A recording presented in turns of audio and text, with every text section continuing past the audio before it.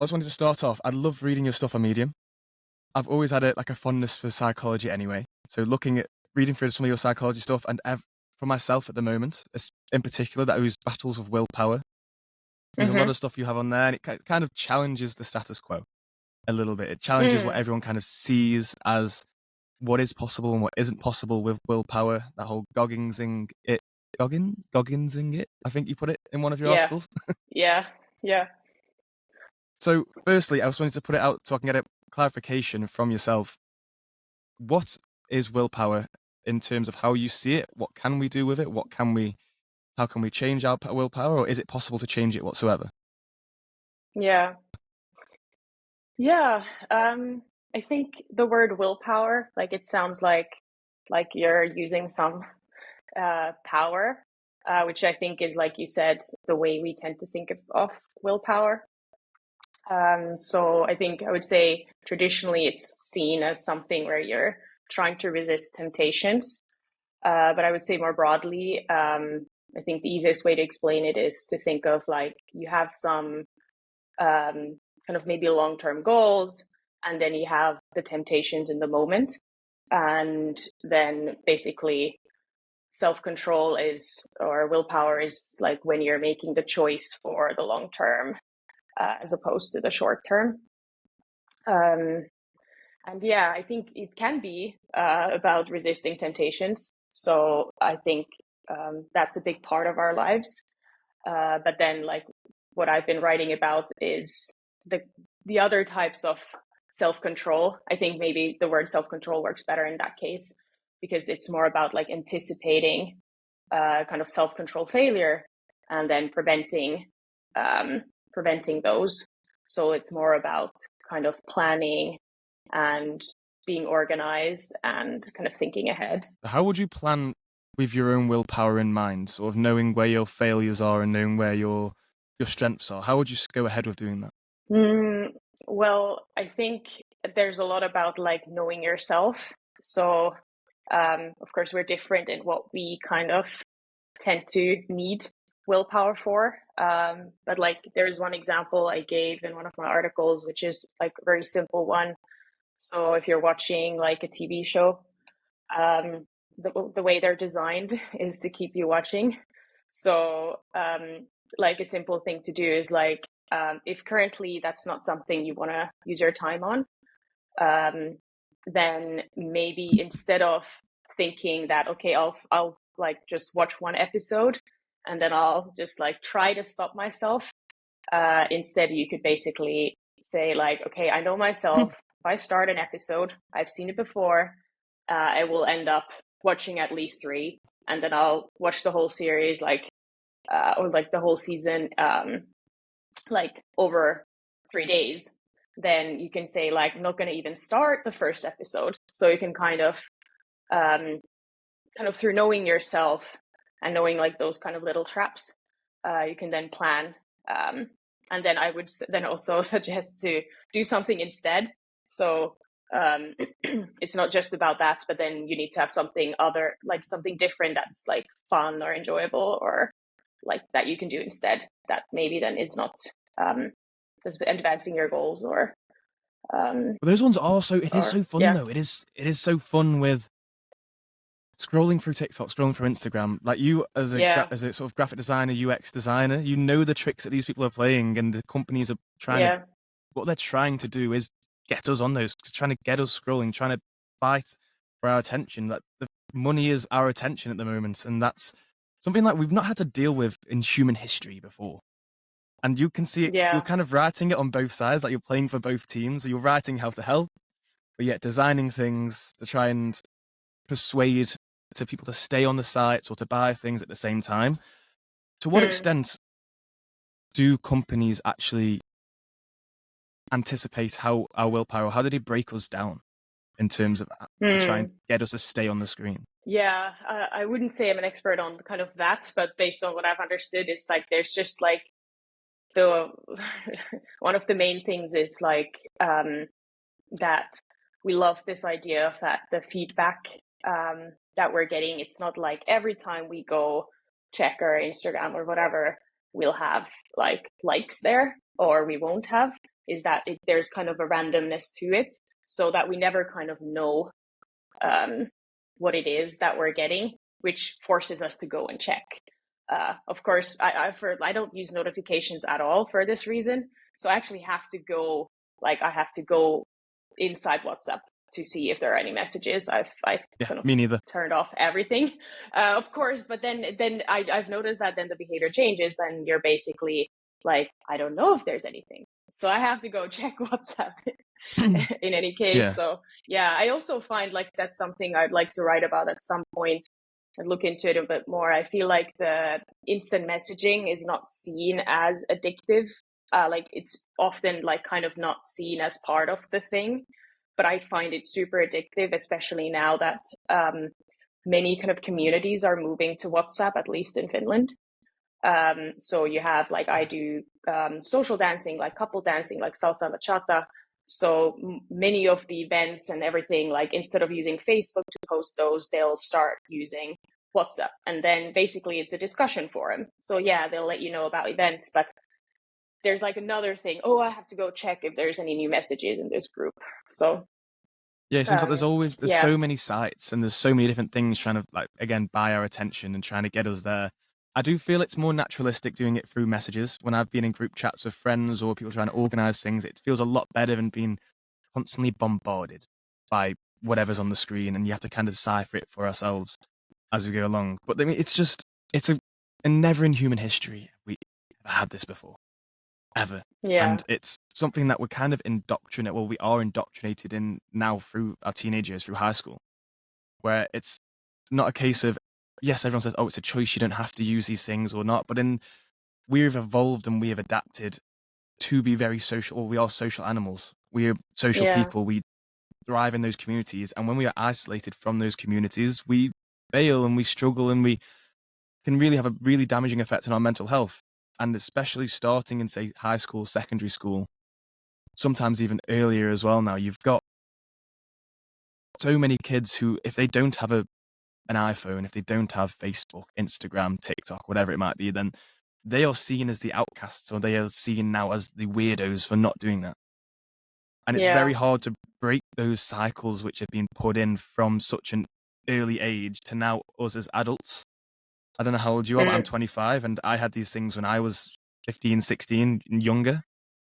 And now for yeah. me, now the data's in and we can see how bad they are. How do we Hmm. stop? How can we use because I understand and I completely agree to some extent with your beliefs on willpower. And Hmm. I love the arguments you put across from both sides of using it when your willpower's high, using that when it's not beating yourself up and understanding maybe that's trying to tell you something. Yeah. But in such a hyperactive world with the likes of social medias, apps, and developers playing on how our brain works, how can we use that to how can we separate that? Yeah, yeah, I think that's super hard. I think the easiest way would be to just to opt out, but as you said, it's just it can be quite hard. It would be better if like a group of friends together decides to opt out, so that then let's say they can have a WhatsApp group or whatever, like to just keep in touch and organize like when they're gonna hang out or whatever. But yeah, it's a bit, and I don't really know what like the younger people are going through. I'm 30, so for the most part, I would say I got to grow up without social media. I'm sure I had it, I mean, I had it as a teenager, but it wasn't like it is now. So I think it wasn't as detrimental as it is now. So yeah, I think it's a fairly different way of growing up.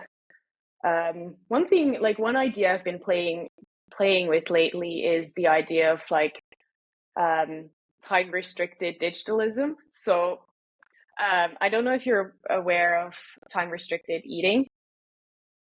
Uh, like Mm, like temporary fasting in the yeah, morning so kind of thing, basically you're and yeah, fasting overnight. So let's yeah. say I have dinner at I don't know 7 p.m.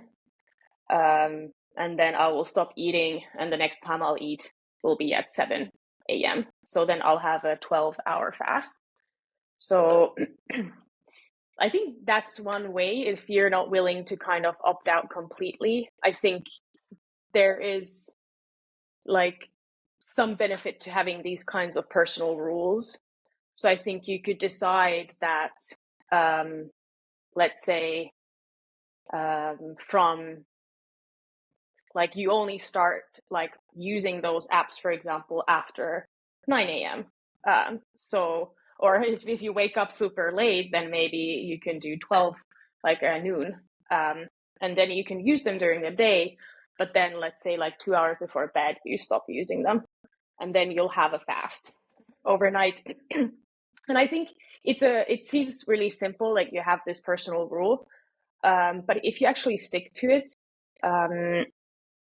you will kind of strengthen the idea that you are capable of doing this and this is just something you do. And then probably your friends will start noticing, oh, like there's nothing wrong. Maybe you can even tell your closest friends, like, hey, I'm not ignoring you. If I'm not messaging you in the evening, it's because I'm offline and I want to focus on other things. I want to read a book or I want to watch a movie, like whatever. Like I would say just staying off of social media would be enough of a fast, probably. Of course, you What can rules do extend you it to have? all digital things, but I like that. I've been trying to follow one that's like after 8 p.m. I don't like I might still check some messages, but I have this habit of like listening to podcasts or watching podcasts on YouTube. And that means that because I live on my own, um, I'm often eating while watching. And I think sometimes it's good to like maybe just like focus on the food and do those kinds of things. So that's why I've had this thing like no laptop on the table like after 8 p.m.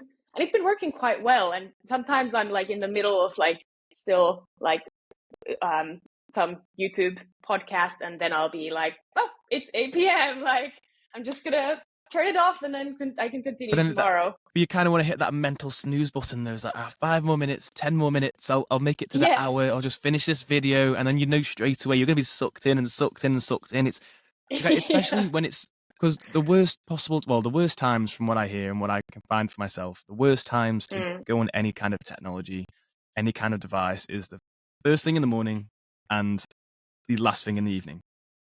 mm-hmm. But those are often those are the times when our willpower is often at its worst. When we first wake Yeah, up and we're dreary and our phone's there, our alarm's on our phone, and we go yeah, to turn the alarm off, and then straight away there's a notification. Straight yeah, away, your finger's hovering over towards Instagram or TikTok or Facebook or yeah. messages or emails, and it's like, "Brrrr." Okay, 5, 10 minutes later, you're like, okay, and it kind of Yeah, sets your and you whole don't day even off in the remember wrong what you were spiral. doing there in the first place. You're like, at least that happens to me sometimes. I'm like, I go on my phone because I had some idea I needed to check something. And then like 15 minutes later, I'm like, why am I on my phone? Like I can't remember the original plan. You So, know, thank uh, God that's not just me. Thank you, that's because I, I genuinely feel like I'm losing brain cells. I feel like I'm getting yeah, stupider just by yeah, doing these things because I go through phases every few months. Okay, I'll delete all the apps off my phone, and then a few months later, I'll be like, okay, I feel pretty good. I feel like I've got a control on this. I'm gonna get them back again because as soon as I go on, I'll just get lost. And the big one for me at the mm, moment is like football scores. The football scores mm-hmm, is I'm terrible at it. I wake up in the morning and yeah, I'll scroll through looking at scores for countries and teams I've never even heard of because I didn't have the social media on my phone, and I'm that ingrained with scrolling through that it's bad. And in the yeah, yeah, evenings, yeah, like you're saying, those off times where if as most of us try to be is we try to be highly functioning human beings. We have full days at work. Often we exercise afterwards. We've cooked our meals. We've showered. We've washed. We've done all of our chores, and we get to that. Often we don't even finish until about 7, 8 p.m. And then at 7, 8 p.m., mm, that's when we're supposed to be turning these things off, and all we want to do is just chuck something on and forget yeah, about it. yeah, yeah, yeah, yeah, yeah. I think that's super tricky, and I think there's a case for you have to find something that's so meaningful that you're willing to kind of have those like willing to have those moments where like, nope, this is the 2 hours when I'm off. So for me, that's writing. So you said you have like the alarm is on your phone. I have an actual alarm clock. I've had it for years. Retro, It's love the it. same, like it was a bit tricky to like, I was like, where do I find one? Like who sells these nowadays? But like now I've had it for years. And I was actually thinking, because whenever I travel, I have this, like what most people have, that then the phone is like next to your bed. Whereas in my home, Yeah. in Finland, I put my phone near the door, so it's in a completely different room. Okay. So Yeah, because I've seen some it's of those like it's lock super far boxes. away, huh? Yeah, I've seen like those technology lock boxes people often put on the landing or again outside the Yeah, room, and yeah, yeah, yeah, yeah. it's just bringing. It's something that I feel for me is bringing more and more frustration, not just for myself but for everybody, because these are extra things that we are putting in place, and it feels like we're Yeah, battling ourselves. yeah, We're always yeah. now, as opposed to us battling the things coming our way or us working towards things that are cut in front of us or getting past obstacles.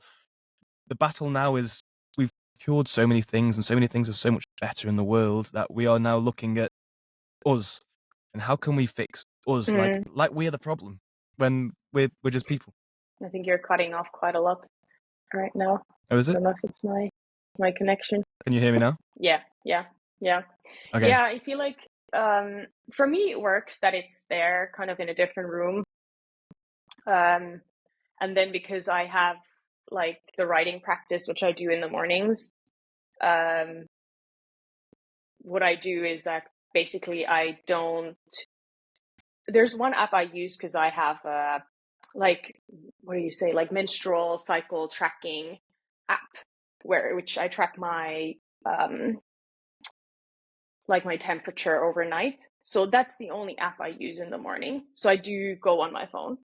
I sync it so that the temperature goes into the app. But then I don't do anything else on my phone. So then I leave it and it's actually on the floor. I think it's the rightful place for it. It shouldn't be, it shouldn't have any more value. So, um, and then basically like I have a specific routine, like I'll brush my teeth and then I might actually do some reading. I used to do reading in the evenings, but now I tend to be quite tired in the evening, so I have a lot more energy in the morning. So I'll do some reading, and then I'll Mm. start writing. So also when I'm writing, it's very clear, like I'm not doing anything else. There's one thing that helps me personally, so I track my writing hours. Um, it's kind of like a mental thing. Like, okay, I use Clockify, so it's basically just after I finish a piece, I can see how much time I used to actually finish one piece. Oh, okay. Um, but it's also like the idea I put it on. It means that I'm writing. I'm not doing anything else. I might Google. I might check. I might look for some academic papers. I might look up some synonyms. Like I might do those things, but I'm not going on LinkedIn. I'm going on Instagram. I'm not going checking Medium claps on my stories or new followers, anything like those are off. So I think the idea, like I am tracking this time is valuable. Yeah. It's just like that's something that works for me. And there's this thing where I don't want to mess up the data. So I don't want Yeah. there to be anything except for the writing. So I actually don't track if I'm just reading, like if I'm researching a piece that I like a story I'm gonna write, I don't I don't time it, like I don't track the time. So only when I actually start writing do I start that. And I've been doing that Mm. for a while. So at some point I want to write an article of like how long it actually takes to write a piece, because I have the data for myself and I think people would be surprised how slow it is. So, yeah, Yeah, well, I've been reading at the moment. I'm reading Cal Newport's Slow Productivity. yeah, I just read it. It's great. I'm Big fan about of two his thirds work. done. I am as well. Yeah. I'm 2/3 of the way through at the moment, and that's one when I started reading it because I'm not well, I am a slow reader, but I kind of pick up Hmm. my book when I'm interested. I try not to force myself to read because I just won't be interested and I'll end up not reading it. Um, so when I started reading it, I was looking into all this productivity stuff and listened to a few different podcasts and whatnot, and that's when I came across your writing. And when I Hmm. reached out to you, when I reached out to you on Medium, Yeah. because it was that idea of, for me, I get that kind of analysis paralysis where if I'm tracking Hmm. something intently, and I completely understand Hmm. and get that compartmentalization with yourself where this is time you've set aside, and I love that, oh, Yeah. this time is valuable, and this time is valuable for Yeah. this reason. This is what you want to do. This is a goal you've set for yourself. And then finding that value can help to almost wash away the distractions in the back of your mind. Hmm. But as you already know, for me, it was that, well, for me anyway, it was that if there's the small things that you don't want to do, which are a part of the bigger project, the bigger thing that you Yeah. want to do, and you have the part that you love doing, and then you've also got the bits you don't like doing, like the admin or the other sides of things, like editing or reviewing your work maybe, or grammar checking or whatever it might be for yourself within the writing. Mm. Those are the times where I'm like, oh, what's Facebook saying? What's YouTube? What videos are on? Or what Yeah. notifications are happening? And I'll kind of look at all the small things that just really do not need to be done.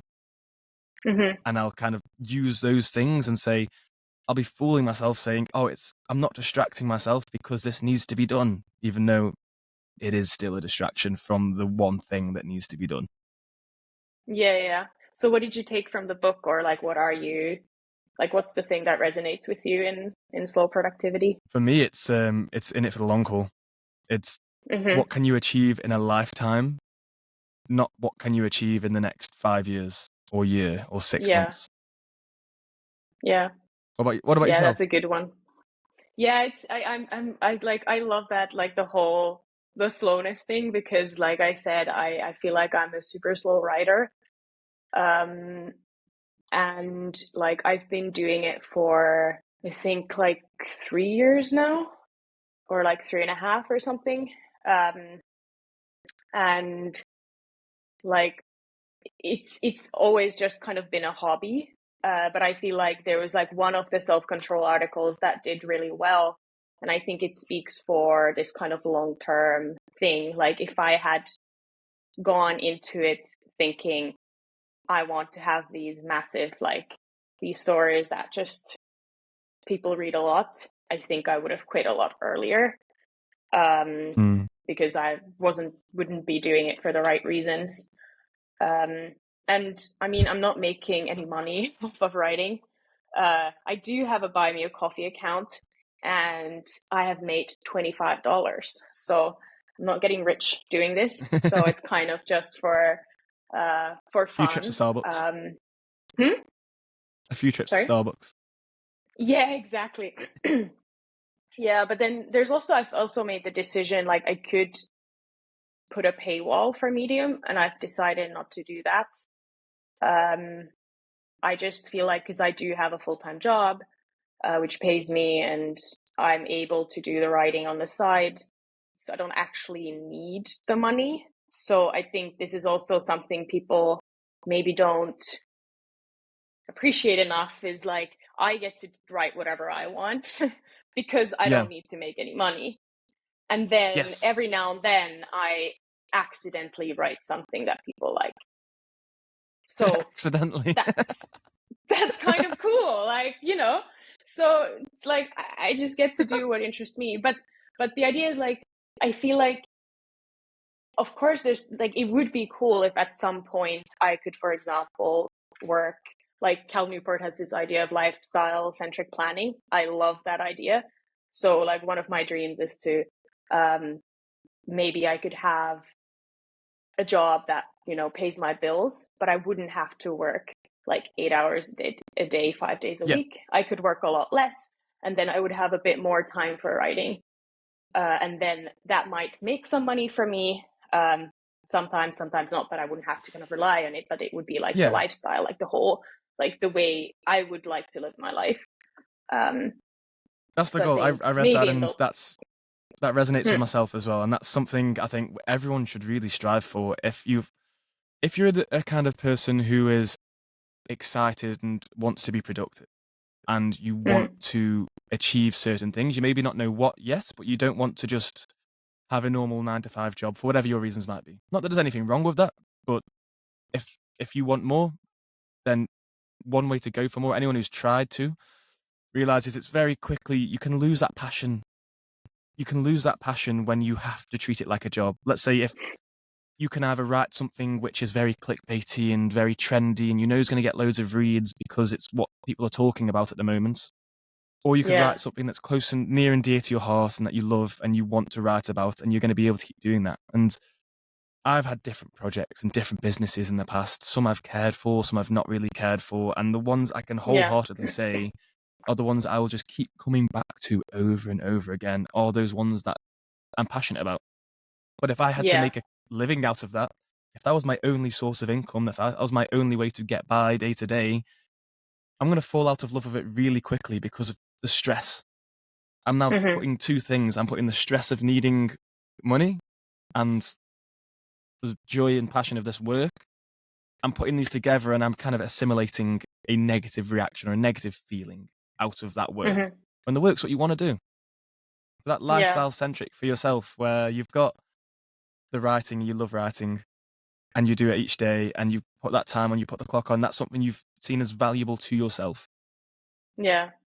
You're going to add a very negative, a bad taste or a sour taste in the back of your mouth if that is a job at that point. Yeah. Yeah. And I mean, in a way, like I write for money as well. Like I'm a content designer, so I actually do like writing for digital products. And I had a bit of a fear when I took the job because it's I just kind of entered the field. I studied design, and I was doing more like UX research and service design. But then I was laid off from my previous job because they were cutting down. My team was basically like discontinued. And then I was like, okay, so what next? And I basically I really tried to get a job in UX research, but I couldn't. Like, there's a lot of people laid off at the time, and it was just difficult times. You had to be super experienced for them to actually consider you. And then like an old friend, like someone I studied with, messaged me about the job I'm currently doing and was kind of like, we have this opening, like it's content design, and like I had applied to one content design So what is job the before. difference between UX design and content design before I lose you a little bit? Yes. Yeah. So basically, UX design, user experience design, that is. Some people call it product design, like digital product design. So that's kind of more like designing the kind of overall experience of how somebody is using a digital product. And then it like in the end, like let's say you're creating a prototype, you can create an interactive prototype at some point, and maybe you're testing it with some customers, and the UX designer, if there was a UX designer here, they might not agree, but I would say at the end, it's like how it works and the visual part of it as well. Like they actually have to what it looks like and so on. Like that's kind of the polishing, like the end. Yes. Whereas as a content designer, I am the one who creates the words that are inside that product. So Right, okay. if there's any kind of text in an app that you're using, let's say, then I would be creating them. So they call it UX copy. So UX copywriting. Nowadays, content design, because it's not just writing. Like the writing is a surprisingly small part of the job. It's super important because it has to be good, but there's a lot of kind of background like research, and I do a lot of UX research as part of my job. So if it's not just the writing or the content itself, what is it? What So I goes would say into... because there's a whole process behind it. So sometimes I'll get like, oh, we need an error message. Like customers are struggling with this step because they're trying to log in, but then they can't log in because whatever. And now we've like figured out that we need a new error message because the one we currently have is like making people Right. confused. So then that Got can you. be kind of a very simple, very short UX copywriting thing where we actually have already identified the issue, and then I will write the Hmm. new error message. But what we've been doing a lot of the time, I'm working like together with a UX designer. So it's kind of like partner work where Got you. you're doing the work together. So basically, then I'm acting like any kind of UX designer from the start. So we're kind of doing the research, we're trying to understand the problem, we're trying to define it, then do some user testing, interview customers or whatever. But then once we start finalizing, I'm the one who does the writing, and the So UX designer you're doing does. that person's job as well as your job because you like that job better. I feel like not all content designers do as much research as I do. So when I was hired into my current company, I was kind of concerned because I really love talking to customers and like doing the research and analyzing the Hmm. data. Like I absolutely love that part. So I was like, oh, like if I don't get to do this, so I tried to kind of see if that could be one big, like a pretty major part of my job. And it has. So I've been doing a lot more of that than I would say maybe the other content designers in the company. So it's kind of like, this is also like, I think is important. Like you can craft your job. Like I think in the beginning, I just had to like learn the content design job, and I'm Well, still that's how you make learning. yourself useful within any position. Yeah, If you make yeah, yourself useful exactly. by bringing your own spin to it, you're irreplaceable. Then, if you've got something that you bring to the table which is above and beyond the job description. Mm-hmm. So Yeah, the research that yeah, you put in, the ideas that you have, the stuff that they wouldn't think about, they just want somebody to do this. But if you're going way above and beyond and saying, right, this is what you're going to get, they're not going to get that from anyone else. Especially yeah, somebody who's as passionate enough or as much as you are about it. And that's yeah. a surefire. And if you love that as well, because I did things along those lines back with one of my first ventures about 10 years ago now, with a Shopify Mm-hmm. store. So I did Mm-hmm. a few Shopify stores. Some of them worked, some of them didn't work, and I kind of fell out of love with it because it just seemed like it was all for money. It wasn't very I didn't have much fun with it really. But then Yeah. a lot of the things, so this is what I gather is kind of UX design, where I would kind of test and split test different positionings of like checkout buttons or product Mm. placement positions or text sizes, and I'll move things around to see what would be the best converting from that. Yeah. Is that in a similar vein? It's not so much user experience as opposed to, I suppose, effectiveness of the website, with the click-through rates Yeah, and that could whatnot. be But part of UX design. I think different companies do UX design, like depending on what their aim is. And also mm, like in which kind of, if it's a massive company, then you have a lot of sort of teams who are focusing on different parts of the product. So then if you were working with that kind of super customer facing part of it, then that might be a big part of your job, right? So I think it depends a lot on what you're working, like where you're yeah, working with. because that's one thing I did Yeah. really like about it, because that led me down Mm-hmm. different rabbit holes where for me then it wasn't about just the site and the business; it became more about the psychology. Because I got Yeah. into it because beforehand I just wanted some money, and it's like, oh, this seems like a good. Being a very naive kind of teenager, I was like, oh, this is a very quick and easy way to make money. How easy is this? And then I was like, it's just a bit shit. It's a bit boring. I don't like it. And I was like, oh, what do I need? I made a site and it looks good. Why is no one buying anything? What's going on? I Yeah. was like, oh, I need to market for it. Oh my god, it wasn't. I thought I just had to build it and they would come. So then I looked into the Yeah. marketing, and then from looking into marketing, then I was like, oh, marketing is actually psychology. So then I was reading up about psychology, and I was like, oh wow, this is really interesting. Then that's when I kind of Mm-hmm. fell in love with that psychology, sociology, philosophy, and understanding people, understanding myself, and that kind of led me down that path. But having that Yeah. link between sort of what is a new age design or design and psychology, I really enjoyed. And that's I can tell from your writing is something that you kind of doing that extra research. What kind of connections are there between your role and what you do and Mm-hmm. the psychology behind it? Yeah, that's a good question. I was actually thinking, I feel like the parts of the like kind of product I'm working on and the way kind of the work is structured, I feel like I don't get to use like the knowledge about psychology as much as maybe I would like to. I think we're doing more kind of just like qualitative research with our users. Um, I think it depends a lot on like what kind of project you're working on. But I think like behavioral economics, behavioral science would apply to a lot of things. Um, so like the kinds of stuff that you were working on, it would be really relevant to. And I also feel like for that to be a big part of the job, you need to be there when you're defining the problem.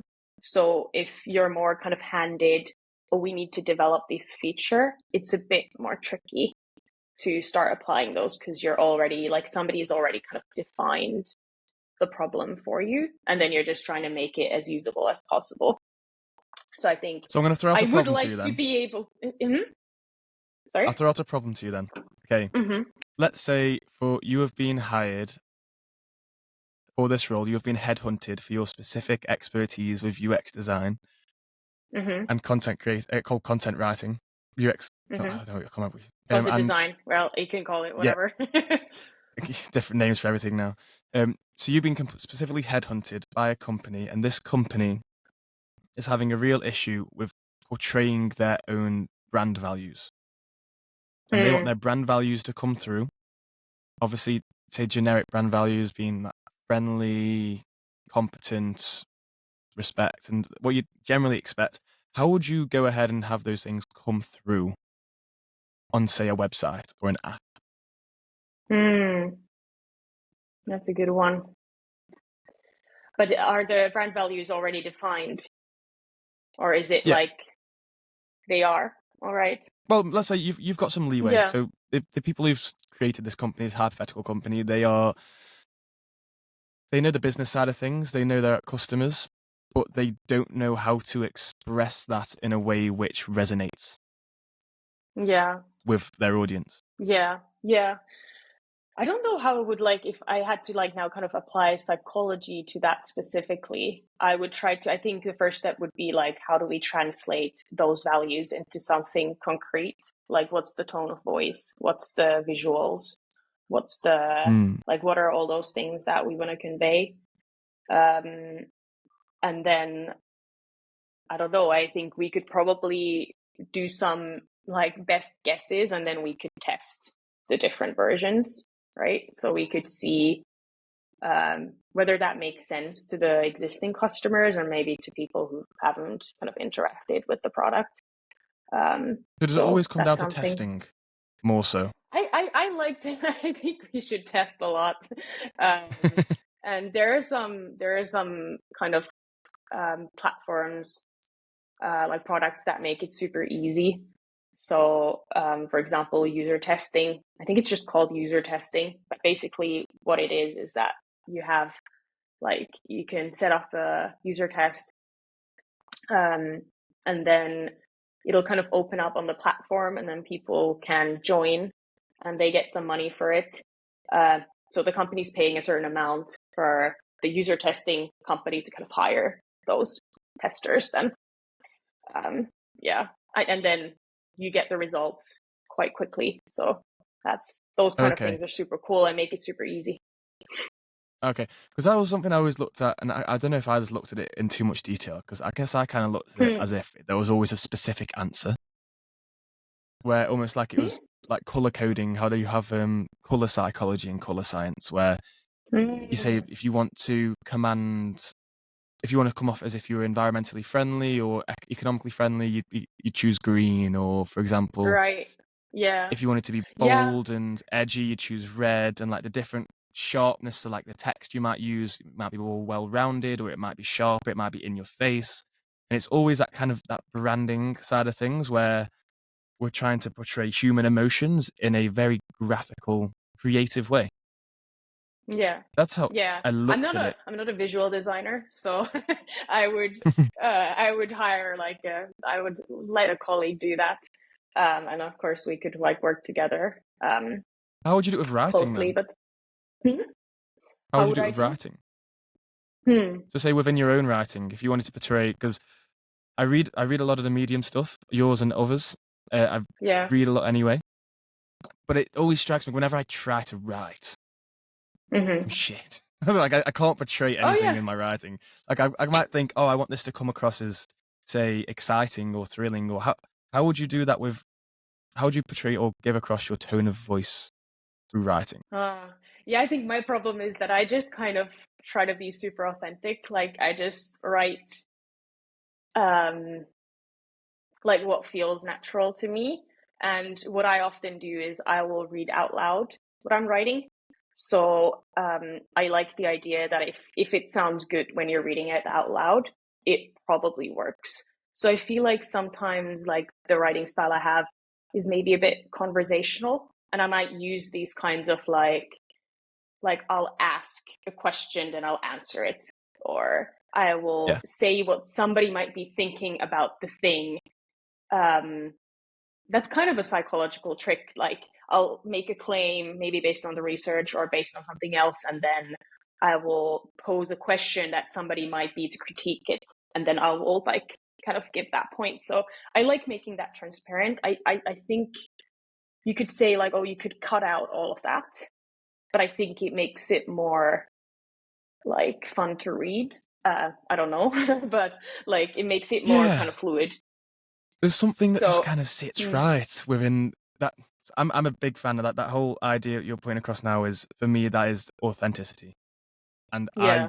try with everything that I do, I want it to come across as authentic, because I know what it sounds like if I've ever tried to read from a script, or if I've tried to Uh-huh. do something with a certain intention. The same reason I said to Yeah. yourself beforehand, I don't write down any questions for these podcasts. We Yeah. just talk. Because as soon as I Hmm. start to write down questions, it's very quickly becomes, oh, how long have you been working where you've been working, and blah blah blah blah blah blah blah, and then you respond in the same monotonous way, and it's just that doesn't come across to any kind of audience. I mean, that I Yeah. feel like we don't need to know how these things work, but if you've got Hmm. an intense feeling or try to write something or want to put something across, it will come out. It won't. You might not be able to get across exactly what you think or what you want to get across, but you will put out and give out what you're actually feeling inside. Yeah. Yeah. Yeah. I feel like, yeah, I just, like, I mean, there's some basic principles in writing, like be specific. Like often you write, it may start writing with like some kind of a general sentence, and then you can simply just add like a few really specific examples or specific scenarios, which make it a bit more, um, like people can imagine something, which I think is a good one. And then I often use examples from my own life because that's just easy. And then I steal a lot of conversations I overhear, or or conversations I have with my friends, which I find like will go well into the story. And what I do is I'm kind of, it depends a bit like on what I'm writing, but like I'm kind of constantly collecting, and I don't necessarily know where things will go. But Hmm. then, so Just in that's your like flow. one, yeah, it's like I hear like a nice sentence, or there's like a conversation that I'm kind of like, I don't know, like this, there's something to this, like this is interesting, or this is a nice angle, or this was a surprising, like I was super surprised by the way my friend thought, and it's super like it's complete opposite of me, and it's just super interesting example of how differently like minds can What did she work. think? So, um What did she think? what is the thing I'm thinking of now? Yeah. Yeah. So this was actually related to I was thinking, was it related to willpower? But I think there was this, I was telling a friend about a situation in which a colleague at work um made a comment, and I immediately noticed that I was like offended, or like became defensive. And then my reaction when I get defensive is to be a bit like confrontational and kind of say something like that's not the case. Like I have a temperament. Like that's kind of my natural approach. I don't get that from you. Yeah, but I can also be that way. So can I, especially actually. at work, I think when I really care about like doing things in a certain way or whatever. But I was explaining this to a friend and like feeling like that's kind of my willpower challenge. Like I think we all have our own. Like that's something I need to work on, is to like notice like, okay, I'm feeling um like agitated or frustrated or whatever. I Like having can that awareness pause. in the moment. Yeah, I can pause. I can shut up, and then like maybe bring it up the next day when I feel like neutral again, for example. That's So, that's but the that thing I wanted willpower to share about the versus story of like how it yeah. was so different from my friend was that I was telling this, and I feel like for me the challenge is getting in between. So I need to be fast enough to stop myself from reacting.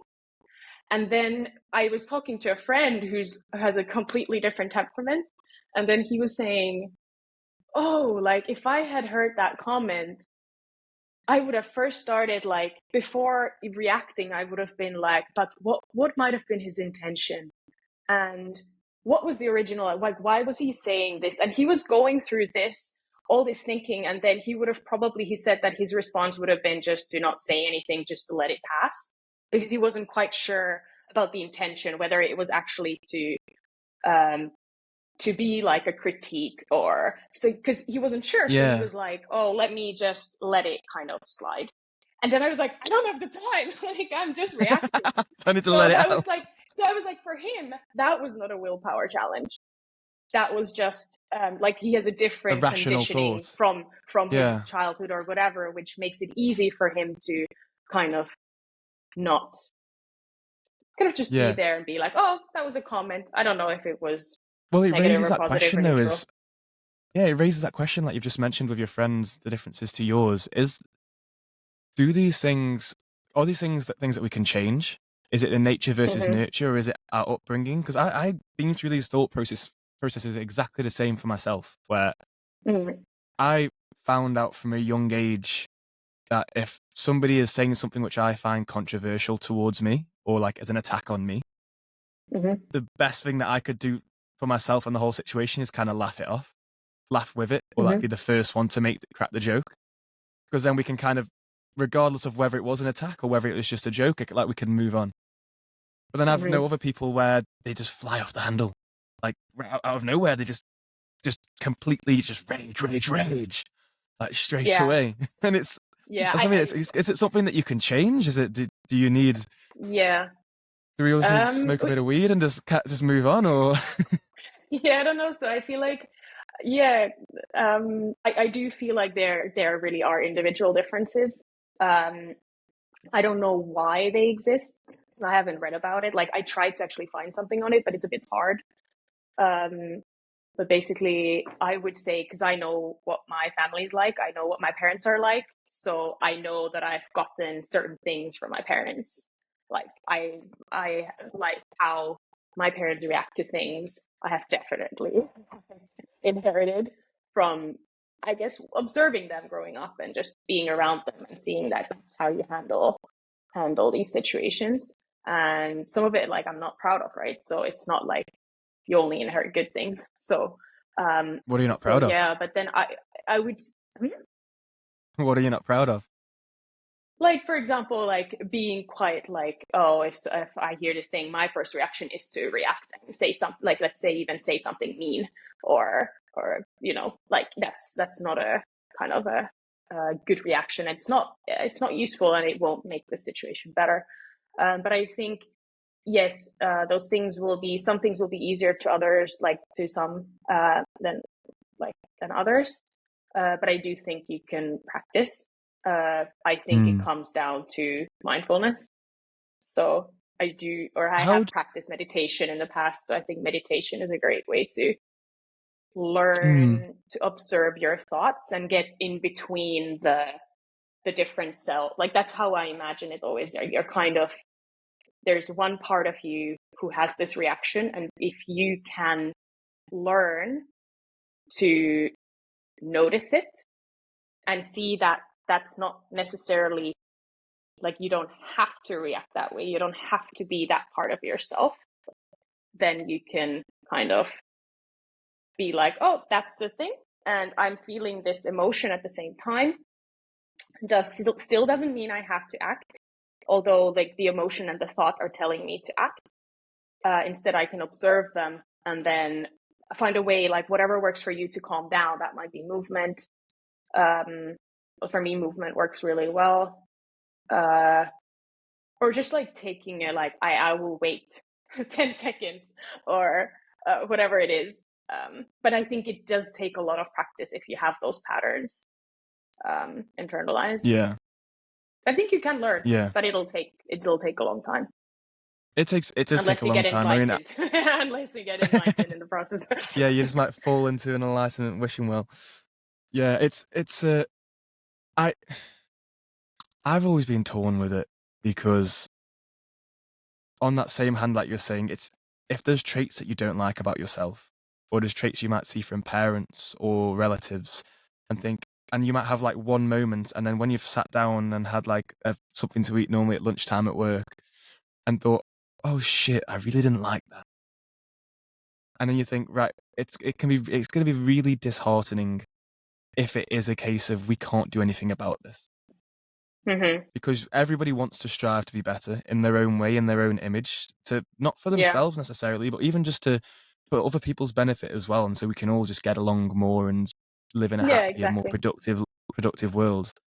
When we see these things, and it's so difficult, and it's having to bring ourselves up and motivate ourselves to make these changes, and we get all excited about doing it. Like meditation's a perfect example of it, where you get those people who go headstrong into meditation and think, this is it, this is the answer, this is the my one true calling, and I meditate now, so I am an absolute Zen god or goddess. And then you kind of forget about these things, where I love to see that kind of those peaks and those troughs of when we're feeling at our worst, when we're feeling the most stressed or anxious. That's when we're building up that energy to go out and really do something about it. So let's say when you're feeling your most stressed or anxious, that's when you feel like you need to meditate. But often the medicine works too well, so that then we feel better and we're more relaxed and more composed, and then we don't do it anymore because we don't need to do it anymore. So it just kind of drops off down again until it's back and forth. And that's why I wanted to just kind of pose to you the opposite, and just kind of play the devil's advocate a little bit of that, where if we have these emotions, whether it be anger, frustration, jealousy, envy, or all these negative emotions which we would like to eliminate, would it be healthy for us to eliminate them? Or do they have a valid purpose, which we should probably, well, not always, but at what point does it become acceptable to act on them? Yeah, I feel like eliminating is not gonna work. So I think that's just like, it's not gonna work. I think it's more like becoming aware of them, so that you can actually kind of make a choice whether you want to act or not. So in some cases, it might make sense to act if you're angry, but the way you act, that's something you would be good to be able to control, so that you can do it in a kind of a constructive way, or like that you can take a moment to think about, like, okay, I'm angry, I think this is wrong, but how do I convey it, or how do I act in a way that makes it clear to others, in a way that they can actually take it in? Because I've noticed from my own behavior that if I then act just angry, people can't take anything in. So even if it was for the right cause, then it'd be hard to kind of, like, it's not making a difference then. So I think that's something that then But you it's so can, like, vindicating. meditation can help with that. It's so vindicating, though. Like, every single person gets to those stages where you're driving on the road, someone cuts you up, someone just pulls in front of you, like, just fuck off. And, like, you want to get at them, like, you want to shout at them.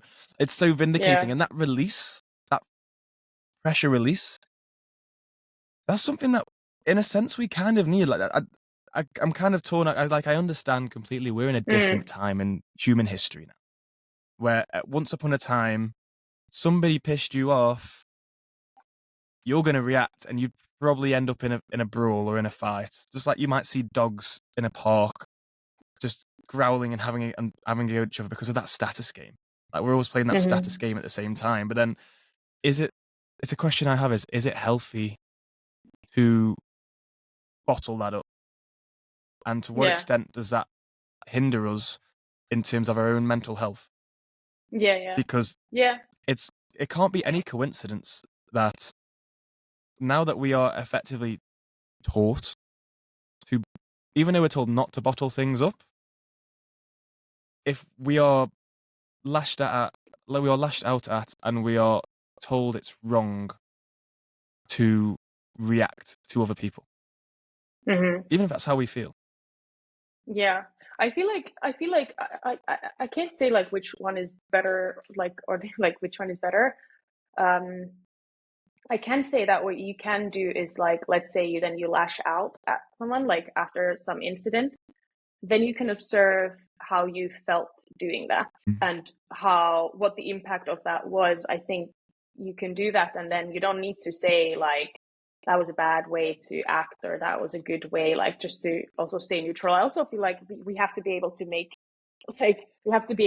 mistakes. Like, we can't be perfect, so it's just part of life. And, like, let's say you have a friend and you lash out at them, like, the friendship should be able to handle it. Of course, if it's something massive, then I understand that not like the friendship can't necessarily handle everything. But I mean, you're having a bad day, and, like, I think, for example, I was on this bouldering trip, and then we were outdoor bouldering, and then the idea is, like, that it's rock, like, it's kind of dangerous, like you're climbing without rope, like you have like these pads, and I was trying this route, and then I just started climbing without letting anyone know, because sometimes I have this thing where if a lot of people are watching, I feel like I get a bit like, I have to perform, and then I do it worse. So I had this sort of, I don't think I was super conscious of it, but I was like, let me just, well, nobody's watching, I'll climb.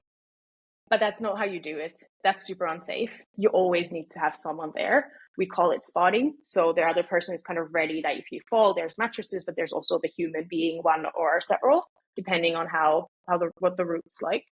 I started climbing, and then I actually fell, and I fell on the mattress, but then I kind of kept kind of stumbling, and then I ended up on the ground. And I got a bit like, it freaked me out. Like, I was like, whoa, like, this was actually, I didn't realize that I might fall in that direction. And then I kind of get angry at my friends. They're like, what the fuck? Like, you were not here. Like, you were not here to, like, but it was my own problem, like, because I didn't tell them. So, but that was just how I acted. And then they kind of came to me, and then I was almost like, I felt like crying. There's a lot of, like, emotions. I think there's other thoughts in that kind the of whole dopamine thing. drop as well, and that rush. Yeah. All kind of and coming also down. I think I was frustrated from, like, I thought I should be able to do this climb, and I wasn't. So there's, like, I think it was mixed up with a lot of different thoughts and emotions, kind of failing and whatever. And I was kind of putting it like it's their fault. Obviously it wasn't. Yeah, this is but putting it out that there. was, like, how I reacted, right? So then I realized, like, okay, now I'm not feeling good. I felt like it turned, like, anger turned into kind of like, I feel like crying, and I was just kind of overwhelmed. I was like, okay, let me not, like, interact for a while. Let me just watch other people climb and take a break and, like, see what happens, like, because in this mood I should not be climbing. And I did that, and then at some point I was watching other people climb, and I started, like, there's some moments some people were able to do one cool thing, and I was, like, super excited for them, and I was kind of getting over this feeling. or the feelings. And then at some point I go to my friend and I was like, because he came to tell me, like, if you climb, you have to let us know. Like, he was kind of like, because they Yeah. want to keep me safe, right? So then I went to this friend and I was like, okay, I'd like to try the climb again. Can you come? I made it super clear, this is how you should act, right? So he did.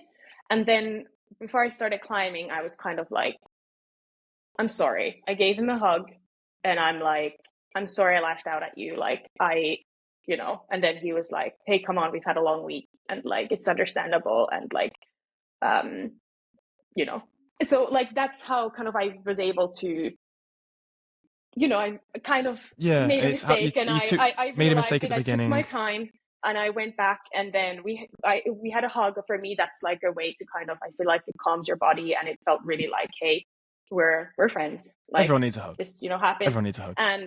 And in the end, I was actually able to do the climb and this friend stuck with me. I did several tries. It was the hardest route I did on that trip. And basically everybody else had gone and he like would be there spotting me. And then when I needed a break, he would go away and then he would come back. And I really felt like I was super grateful for the whole way the thing turned out. But like, that's an example of, like, What a guy! I What think a how what a nice life friend. is like that. Hmm? Yeah, that's how things should work in a very well functioning society and relationship and Yeah. friendship, which Yeah. is not always the case. But it's great to see when it does work, and it kind of shows that ability that we have when we can't see the wood through the trees. Mm-hmm. When we're lost in that emotion, we don't think of things as a me or a you or an it. We just think of it as I'm frustrated here. That means Mm-hmm. everything is just frustrating. The floor's frustrating, the weather's frustrating, I'm frustrating, you're frustrating. And I have the same Mm-hmm. thing. I caught myself earlier today, actually, because we're in Byron Bay at the moment and we went surfing. And I caught myself getting a bit frustrated. And I realized I was frustrated. And then I was saying to myself, I was repeating these words to myself in my head saying, oh, the waves are just a bit too this or too that. And I was like, and I stopped for a second. I was like, whoa, whoa, whoa, whoa, whoa. They're just waves. They're not Yeah. here for me to be able to surf. Like they're just doing their thing. It's not them. It's all in my head that I'm creating this narrative that I'm frustrated and therefore everything's out to get me and it's just everything's not working and it's not me. That's the issue. And Mm-hmm. again, having that moment to kind of catch myself and realize, oh, okay, yeah, this is just life. I need to calm down a bit. And that was me on my own, where I could kind of laugh to myself. I'm like, oh, thank God nobody else saw me do that or saw me getting frustrated because it was a little bit embarrassing. If somebody else had saw Yeah. me getting frustrated over something so stupid, I'd be like, oh, that's not me. That's not the kind of person I want to put myself across as. But that Yeah. happens, and then it's great for you to have your friend there as well. What was your friend's name? Tuomas. Thomas. They got Yeah. Thomas. Everyone needs a friend like Thomas. Yes. To be there, Yeah. someone Yeah. to say, look, I understand you're frustrated. I'll help you here. Have a little Yeah. hug and move on, which is great. Yeah. Yeah. When things work, It's really good. I've never been Yeah. bouldering. I'd love to go bouldering.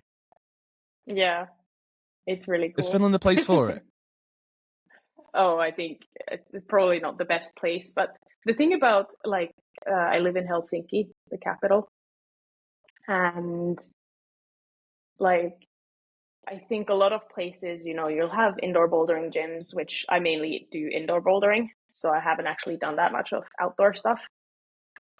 This was my first like proper trip. But Mm. what's interesting about Helsinki is that you can actually like outdoor boulder in the city because the way What? the Outdoor ground in? because we have rocks, like we have these tall Let me rocks, search this up. so you can so there's like one Helsinki. place where I can bike to in 12 minutes. So in the summer, sometimes you can see someone walking with this massive pad or even biking because they're going to some Just biking outdoor around with a bouldering spot mattress. in the city. Yes. Yeah. Oh, that's Yeah, so cool. it's so that's like the cool part about, but the boulders in Helsinki tend to be quite hard. Like I'm an okay climber, but obviously it's just a hobby. So so I Hmm. mean, if you're super good, then maybe they're easy. But it's like it's not like there's these massive like jugs. It's more like small things. So you're like, Yeah, that's I, what I the have rock is tried it. like. I've tried it beforehand, and I feel like I don't want to make excuses for myself, but I'm 95 kilograms. And I'm not a weak Hmm. person, but I just feel like whenever I've tried, I feel like even the lower levels, it becomes very strenuous on my hands, like very, Yeah, very quickly. I just need to keep going back yeah, at it and get back at it. But it is fun, but it's saying those high risk, high reward sports and activities. I feel like everyone should have. Everyone should do something along those lines, whether it be like yeah, downhill mountain biking, bouldering, surfing, snowboarding, or something where like if you fall or if you fail, like this shit can hurt. Like it kind of shakes you. It shakes you out of that monotonous. It's not like you're playing chess or you're playing pool or darts or something where if Hmm. you get it wrong, whatever. I'm just gonna try again. Like if you get it wrong, like you can Yeah. crash and you can hurt yourself, and it's reinvigorating. Yeah, in a way. I mean, I wouldn't say everybody has to do it like stay safe, but like I would. but yeah, I had a moment where in on this trip, like I did a climb which wasn't actually like the way it was graded, like it wasn't such a hard climb. But once I got to the top of the rock, it was this like just this massive, massive rock. I get up there and I'm like I got so scared. Like I haven't been um that scared in a long time. And that was like, in a way, there's something refreshing to being that scared. Like, because you don't get to maybe experience that in normal life. And then, at least I would say in indoor bouldering, um, like the combination of being super scared and then realizing you're safe. I think it's a good um, combination, which gives you an idea of the extremes and then also maybe can make you more resilient. I don't know, maybe because you Well, have it should both do. like experiences of feeling scared and it's actual physical kind of scared, not just like a psychological thing. Um, I think there's a case for like, for example, understanding how your body reacts to stress or how your body reacts to like what is happening, like what happened. So then when you have that, let's say nothing is actually happening, it's just in your head and you're developing it, you can be like, oh, now I'm clearly super anxious or stressed or something's going on, and Yeah, then it's a you can great way try to to navigate having those visceral experiences, and it's kind of puts things in perspective. Especially, I can imagine from bouldering as well. That if you yeah, are, say, I don't know, how hard you get off the ground when you're bouldering, usually I think it's like 3 to 5 meters. 3 to 5 meters, and it's normally is it kind of always scaling? You No traverse ropes. as well, don't you? Yeah, No sometimes. ropes. Yeah. No, no, no, no, I don't do rope climbing. I only do Yes, bouldering. I mean that scares me as well. I mean, we went up to a waterfall today, and we just looked over, and I'm not like scared of heights, but I never thought I was. But just looking down at the rocks, thinking one small slip, just one small slip, and it could all be gone. Yeah. Yeah, I feel like for me, it's funny how somebody was like, "Oh, I couldn't do bouldering because I'm afraid of heights." And I'm like, "I'm not super comfortable with heights, but I do bouldering. It's like 3 to 5 meters. So yeah, sure, sometimes you get scared. Um, but it's not like being as high as what the guys who do like rope climbing. So it's completely, I think it's a similar sport, but it's still quite different. I like the kind of problem solving nature of it, and it's like a bodily problem solving. That's why I think I enjoy it a lot. Yeah, so it's like you are thinking on your feet, and like, as the further along you go, the next option comes ahead. Like so, when you're doing your bouldering, then Hmm. do you kind of plan out exactly where you're going to be from Yeah, before you so even touch the no. wall? I think the reason I like bouldering so much is that it feels like your body is suggesting what you should do, and it's actually not very mind based.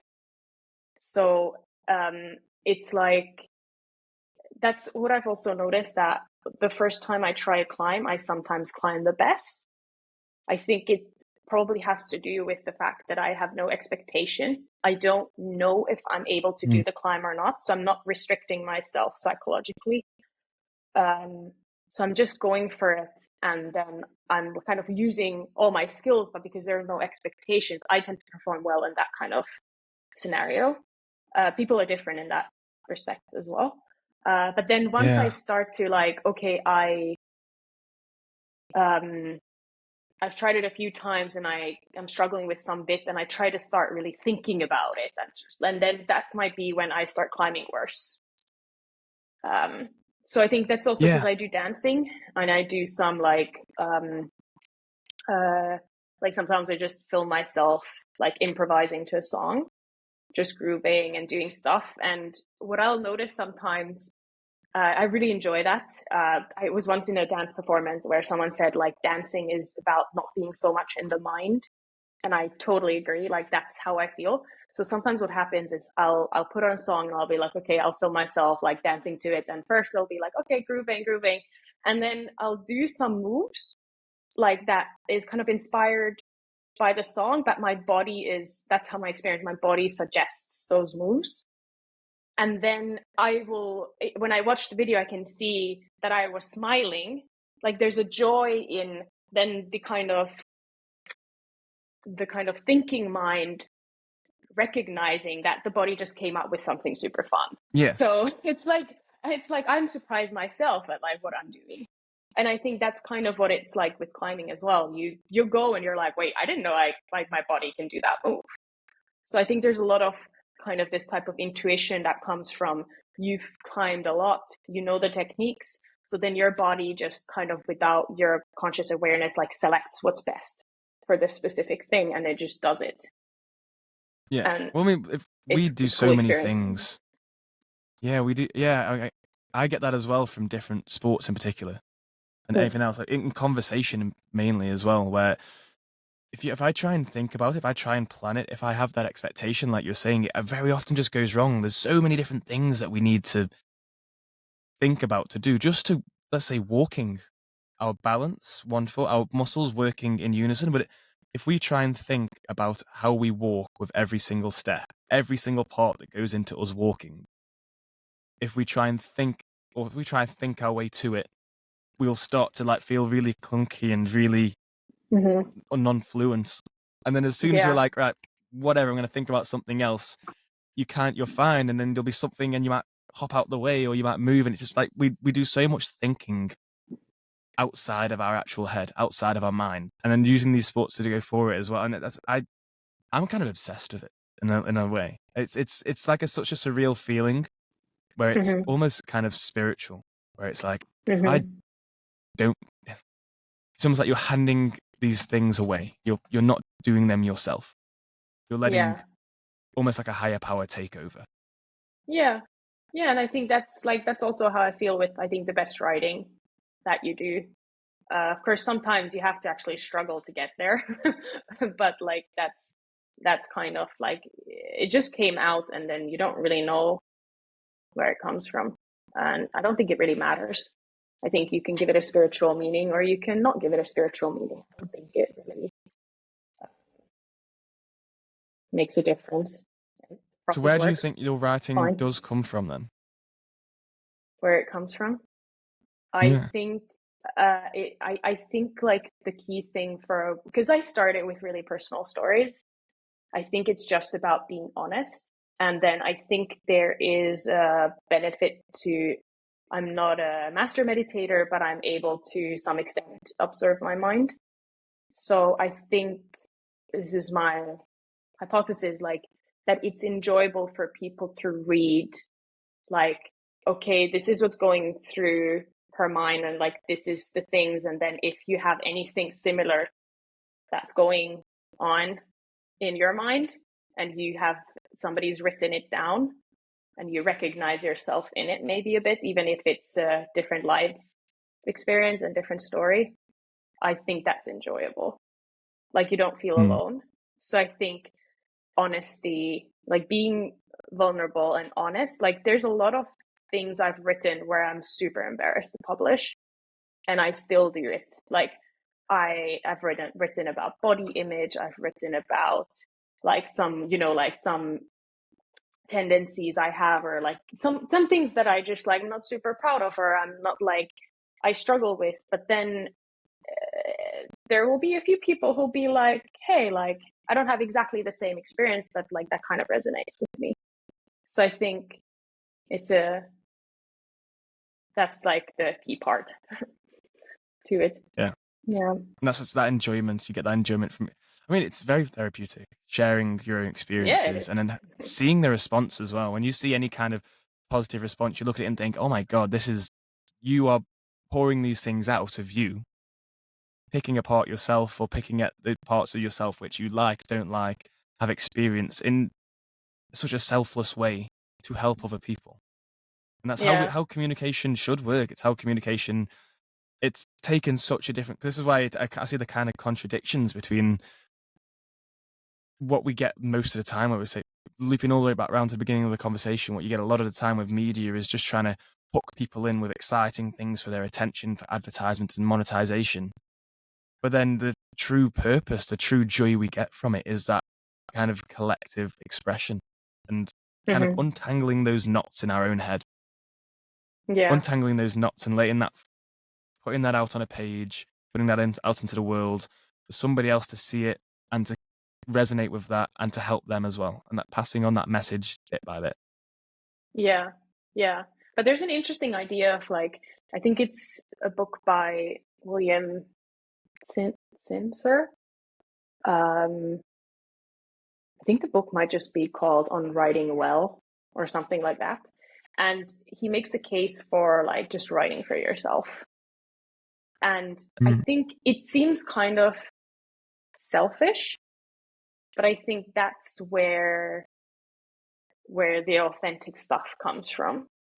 And then of course you can then expand the topics you write about, but still keep writing for yourself so that you keep sort of way of looking at it.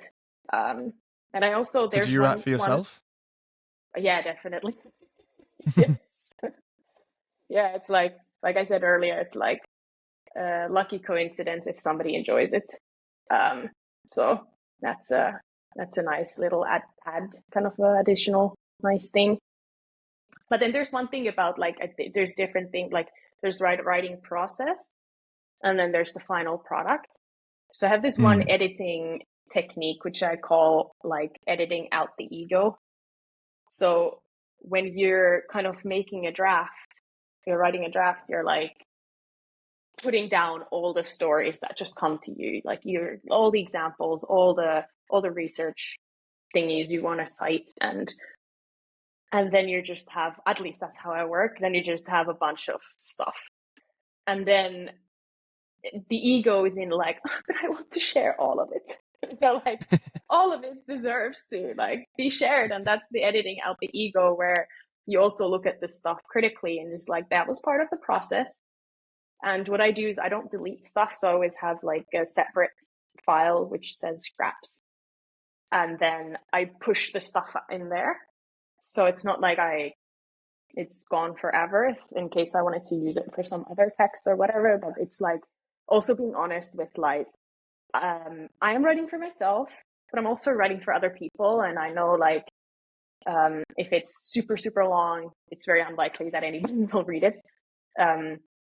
So then you're kind of critically looking at the stuff. Okay, so what are the parts where I'm just trying to like, I have this interesting little anecdote that I want to share. So that's the ego. So that you can probably edit out.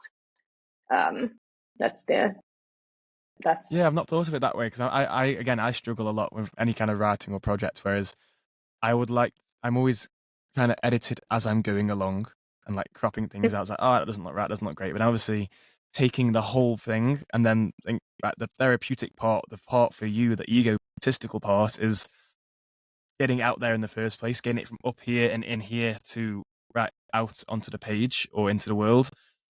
But then actually having to go back and look at it and assess it properly, effectively, mm-hmm. efficiently, and thinking, right, this actually is for an audience. Mm-hmm. This is for an audience. This does need to be to a certain level or to hit certain nodes or to actually look at things with a bit of tact. and tactically. I think, right, this was great to get it out there into the world, and was great to get it out of my head and to put it on the page. But now it's time to filter through what's going to work and what's not going to work. Yeah. Strategically. Yeah, and I think for that you can definitely use some tools. So there's a book called Smart Brevity, which when I was working on the first article on self-control, like it just took forever and I was stuck and I was like, I was almost about to abandon it when I was reading this book, and there were just some specific techniques of like, okay, you can do this, like use this. And they had like a few questions like, what's the one point you want to make? Why does it matter? And who's the smart person you're writing for? And who's the smart person? So you're not like considering your audience to be dumb or like not knowing anything. Wait, what do you mean by what do you mean by who's the smart person you're writing for? Like, who are you writing to? Like, basically you're thinking of your audience, like who might be interested in this topic, but you're not kind of starting off with the assumption that they don't know anything, that you have to completely explain everything. Like, they're smart. The audience is smart as well.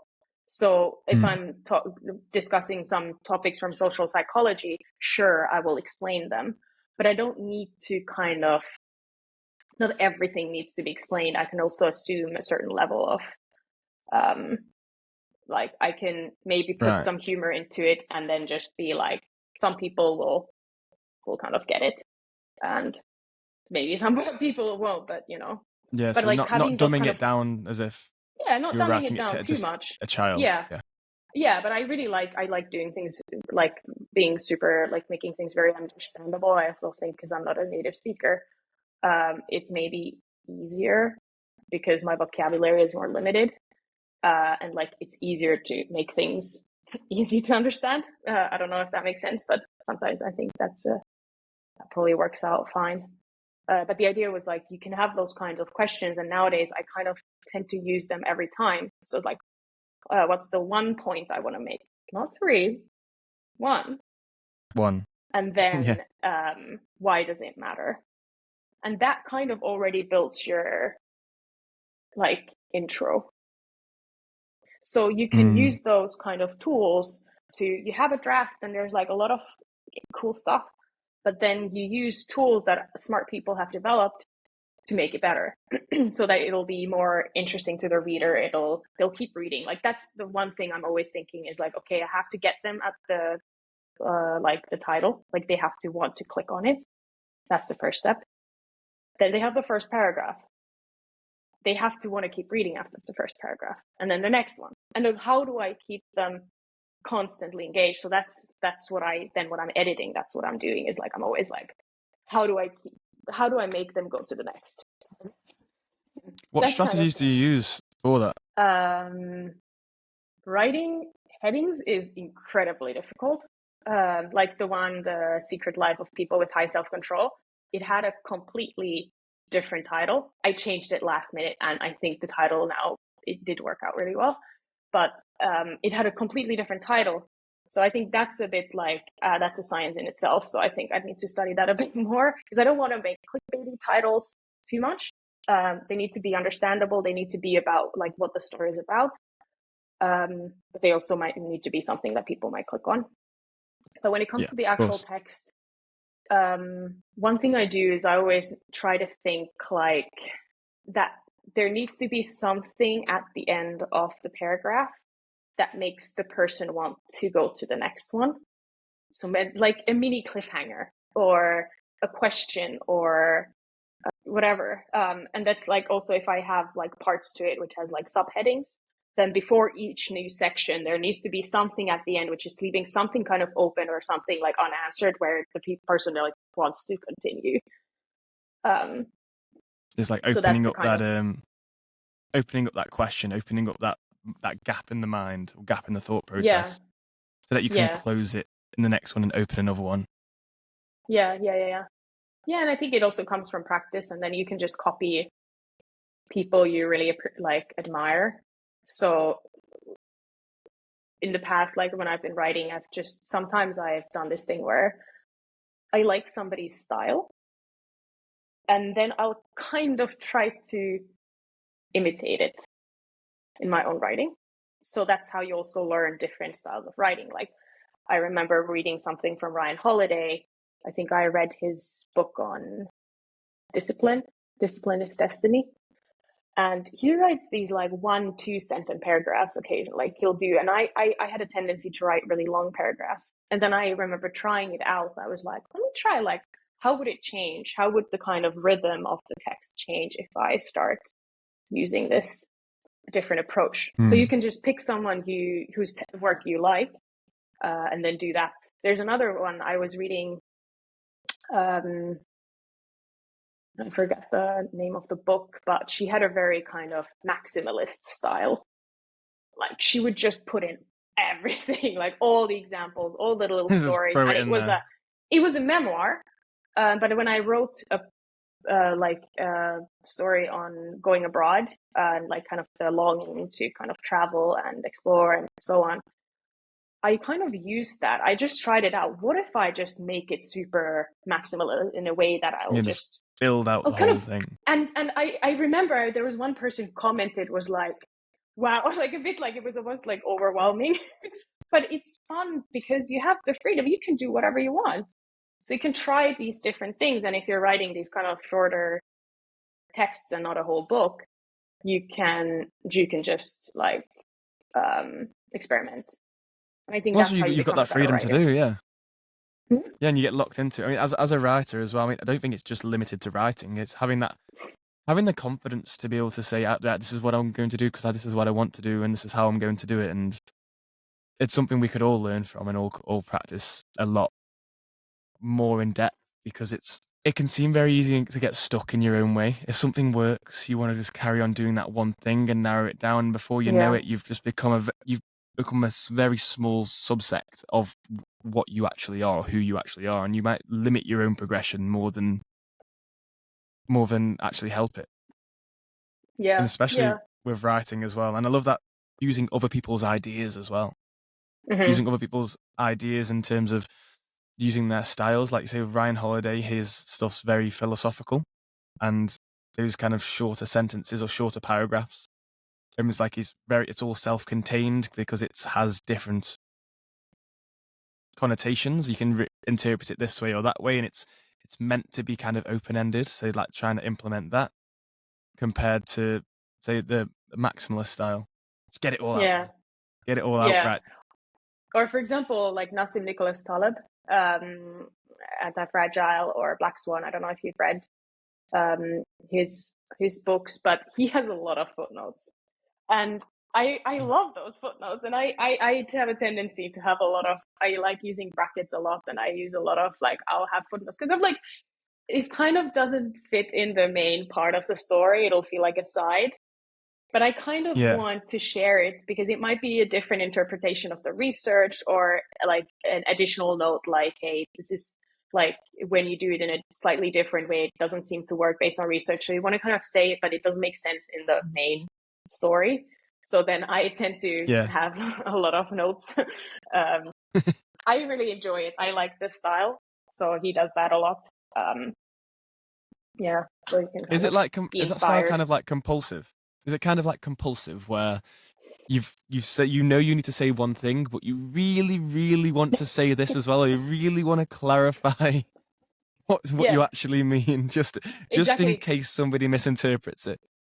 Yeah, yeah, yeah. It's like failing to edit out the ego. It's the notes.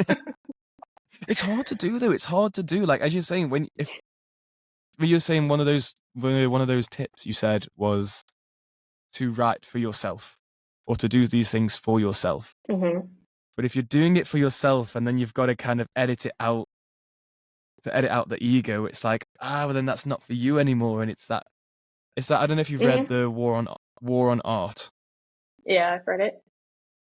Yeah, so it's that kind of idea. It's like we're just always kind of battling with ourselves, with Yeah. especially creative projects, and it's how we want it to be, and how it's almost like I found whenever I've tried writing or done any kind of creative project, it's I've wanted to do this entirely for me, and I kind of resent it a little bit when it doesn't completely work out exactly as it should do, or as exactly as I imagined it would do, by just Hmm. doing it my own way. And that's that ego. That ego is it's a very narcissistic ego side of things. Is that Yeah. whatever I do here, it should be perfect because I've done it and it's me who's done it, kind of thing. Where it's and then looking at it Mm.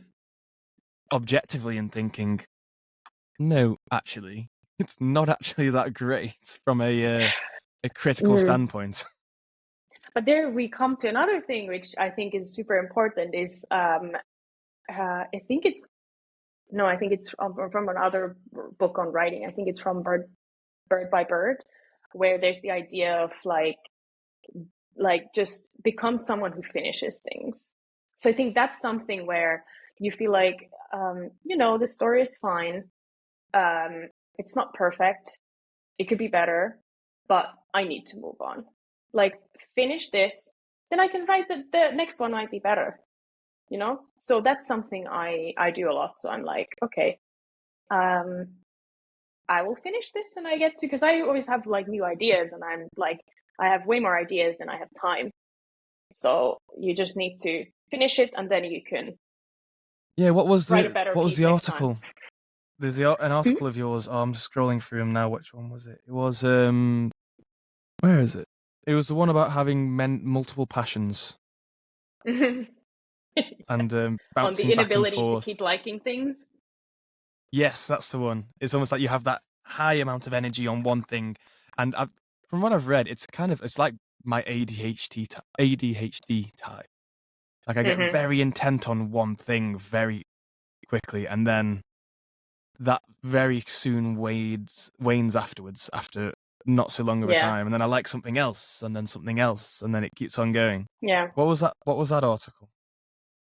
Yeah. It's Yeah. just the experience I've had. It's just the experience I've had. Like, I think I started with this story of um like my, or at least it's somewhere there, where my mom sends me a message like, we have your binoculars, like, can you like next time like pick them up? And I was like, what She actually are makes you just really talking thick about? glasses. Yeah. And then she's like, yeah, like you were saying you want to go bird watching. And I'm like, what? And then I remember that um I there's a place uh like close to where I live where they have a bird watching tower. So you can Hmm. walk there and then you can go. And I remember being there, and there's like birds you can watch. Like, it's a nice kind of a nature reserve or whatever. And then I think I was there and I realized, I think I have binoculars somewhere on my parents' place still. And maybe I could bring them to Helsinki, and then I could use them when I go on these walks. And then obviously I told my parents on like a phone call or whatever, and then I completely forget about it. Like, that was just an idea. It felt like, yeah, definitely I want to do this. I'm gonna go on these walks, and then it end up like almost never going on these walks even. And then I had no memory of even, like, of course when she told me, I was like, oh right, I think that happened. But Like, like, this oh is the shit, I thing, said that. I have a lot of those experiences. So it's been interesting to see that I did that a lot, like in my like 20s. So I just turned 30. So so like, just like kind of having these interests, and some would be like, oh, this was just basically one day. Some of them would last for a few weeks or like half a year, and then I would kind of get in and out of them. But Yeah. it's been interesting to see that I am starting to have these interests which stick. So I've been able to, like, the writing I've been doing for 4 years, bouldering, same, um, dancing even longer. So it's starting to kind of, and I'm able to maybe be like, these are the things I like. I'm still like not the person who just does one dance style. So there's like those people, like I go couple dancing, and then have some friends doing Brazilian zouk. I also do Brazilian zouk, but I also do bachata and salsa and a bit of kizomba, and Yeah. you know, like, Mixing it always up, and looking for new variety is the things. spice of life. Huh? Variety Sorry? is the spice of life. Yeah. And then some people are able to focus on one thing. I don't know. Well, it's interesting I because like. you see these hyper successful people, the people who are at the top Hmm. of their game. And it Yeah. seems more and more now that these aren't people who are just necessarily naturally gifted or better than anybody else. It's just they've had that ability or addiction in that sense where they've got really, really good at one thing at the Hmm. expense of everything else. Yeah. Where you, I, or anybody else could, let's say from a young age, something completely ridiculous, because let's say from a young age they went out with a grandparent and were into bird watching, and for whatever reason they went back every single day, every single weekend, whenever Yeah. they could, and they knew every single breed under the sun to the point where now they are that compounds, and these things compound over time. Where to be absolutely good at anything, it's going to take a long, long time of what is seemingly no progress to get there, but being able Yeah. to stick to it and not kind of overinflate your ego or overinflate your what you expect from that whole situation. It's often, I found, better to be really bad at something straight away than it is to be really good at something straight away. Hmm. Yeah. For the same reason where if I find out, like I say, I go and do a new sport or activity and I think I was really good at it or I won or it felt natural to me, then I'd often go back and then the next few times I might be frustrated because I'm not as good as I was beforehand. And then after that, I don't carry on for as much because I don't get it. I don't get that justification. I don't get that validation of and joy of getting better. I feel like I'm Hmm. worse than I started, not getting better. So I don't end up keep going back. I don't keep going back to it because I'm not getting that hit of dopamine each time. Hmm. Yeah. I actually have, there's one thing which someone once told me when I was, which relates to like learning a skill. Because I think we can get really hard on ourselves when we're kind of trying to learn something new. And my experience in the dancing scene has been that, um, you join and maybe you have some kind of inclination to pick things up pretty quickly. Like I feel like I pick up these dances pretty quickly, but you still have to go through a lot of classes and a lot of parties to kind of learn them. And my experience is that because there's leading and following, so I'm a follower. So basically, I'm just the leader is kind of, at least in Latin dances, doing a lot of the like deciding the moves, and then you try to follow. There's like cues which you pick up on, and then you're doing the moves. Um, and then for a very long time, and it still happens. Like I always felt like I'm messing up the leader's dance, like because I'm not picking up on the things. I can feel that there was some cue that I should have made of some certain move, but I don't know it yet, and I'm just like messing it up constantly. And because it's all improvised, like kind of they're mostly improvising to the song, and then I am following what they're suggesting. And my experience was like, and then I had this one day where I just feel like I'm terrible. This is awful. And then I was like, usually I don't talk much. I just dance, and then I will have a break and have some water. And then this time I was like, went to talk to some people there, and I was sharing how I felt. And then this one person said, "Oh, like you're just sucking at a higher level." So What? you're always progressing, because I felt like I was like, I feel like I'm better, but now I come back to the social dance party, and again, even though I've learned all these new things, I feel like I suck. So he was saying you're sucking at a higher level, so it's not like you've lost all the progress. You've progressed, but whenever you progress, there's new things to learn. So Yeah. I think it was a very like, I like the idea of sucking at a higher level, because you're like, oh, like I am good, and I'm actually better than I used to be, and in a way I still suck. And then, like, maybe that's Yeah. I a mean, Finnish way of thinking about it, but how boring would it be if you were just perfect at everything and there was no room for exactly. development? It'd be Yeah. useless. You wouldn't do it. And it's like what you've just said. I relate to the phrase, "You don't know how much you don't know." Hmm. Where it's almost like you feel like you know so much about. I can't remember. Was it the Dunning-Kruger effect? Is it or something like that? Where I Mm. think I might be butchering it. Where if so you start something, and when you're very new into that area or that sport or that activity, let's say for dance, and you start to learn a little bit, you think, oh yeah, this is easy. This is all I need to know. And then that's almost like the tip of the iceberg. And you get to that level and think, yeah, this is great. This is easy. Then you learn that little bit more and you get that little bit better. And then all of a sudden you see over the cliff and think, oh shit, there's this, and then there's Mm-hmm. this, and there's this, there's layers, there's dynamics, there's all this going on which you had no idea about. And then that's again, you are then sucking at a higher level. And it's Yeah. kind of you can look back at the people who are just starting thinking, yeah, you got all this ahead of you. And then you can look at the people who are way ahead and think, oh my God, I have massive respect for what you are able to do. Yes. Yeah. Exactly. Yeah. Especially within dancing as well. Mm-hmm. So like within dancing, you have that. If you're trying to read what somebody else is doing and you're trying to go off just the movement, and again, it's a it's a whole body experience, and your body is effectively your brain within that. I'm saying this like I Mm-hmm. know what I'm talking about. I have no fucking like I'm not a dancer. I'm a terrible dancer, in fact. Yeah. Yeah. But But coming it's back like to the, yeah, go ahead.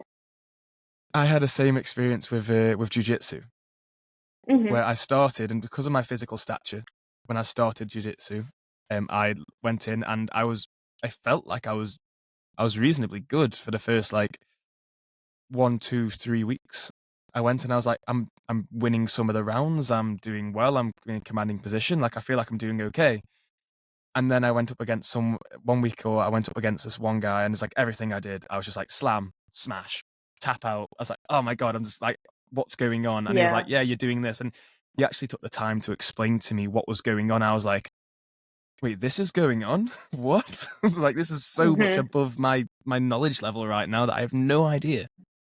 Yeah, I feel like many things, like the way it works is, that's also one thing that I find important, like, because I have written about the idea of like you should do things that you really enjoy. And like, because then you will it's more easy to have like the willpower when you're doing things that matter to you and like feel fun.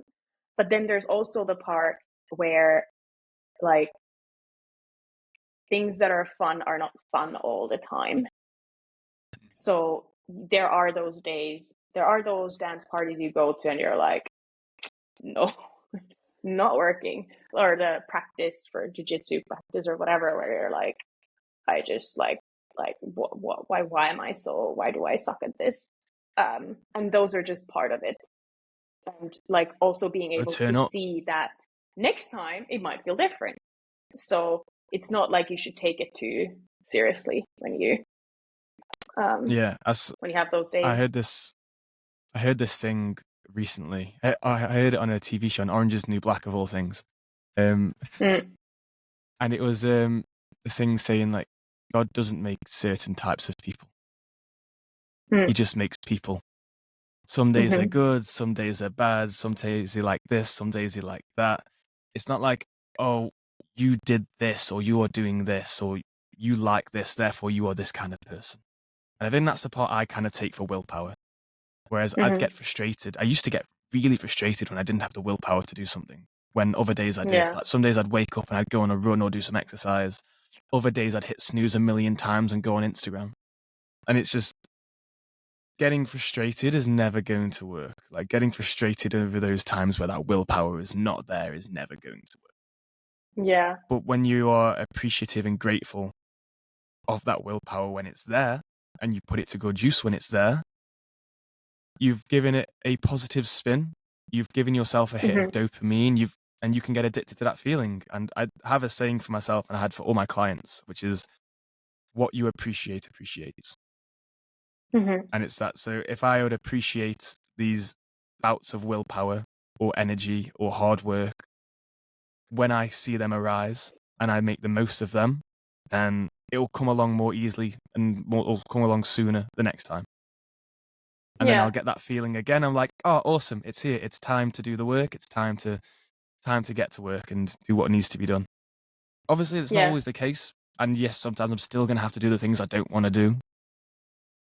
But if I beat myself up and I say, oh, why have I not got the energy for it? And oh, why are you frustrated that you haven't got the energy for it? And why are you getting frustrated that you're frustrated that you haven't got the energy? And it just builds into that cycle, and it's either a downward spiral or it's an upward spiral, and it's a choice that we do Yeah. get to have ourselves. Yeah. And I think there's also this thing where you need to kind of know when it's a good time to kind of, like said, let's say have a rest day, and when you should just have that mediocre session. Like I think there's also, like, I like the idea of like mood follows action. Um, I listen to a podcast called the Ritual Podcast, and he says that a lot. So this the idea, like, it's not that I always feel like doing the things. Like, let's say when I wake up in the morning, I don't always feel like writing, but after sitting at the laptop for like 20 minutes, I might feel different. And if I think that's like you mentioned the war of art. Yes. Yeah, war and art. Yeah. Where like this is the resistance speaking, and then like the resistance with the capital R, and you don't necessarily believe it.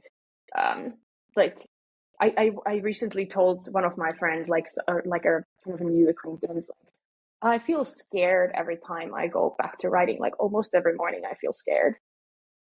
Like, because I don't know if I can do it.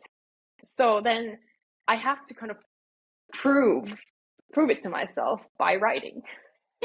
Like, oh, and then you start getting into it, and it kind of starts to flow a bit more, and you're like, oh, I just did another session.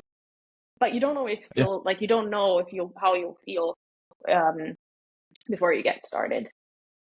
So No, and it's there's very easy two to feel like you sides, do right? know.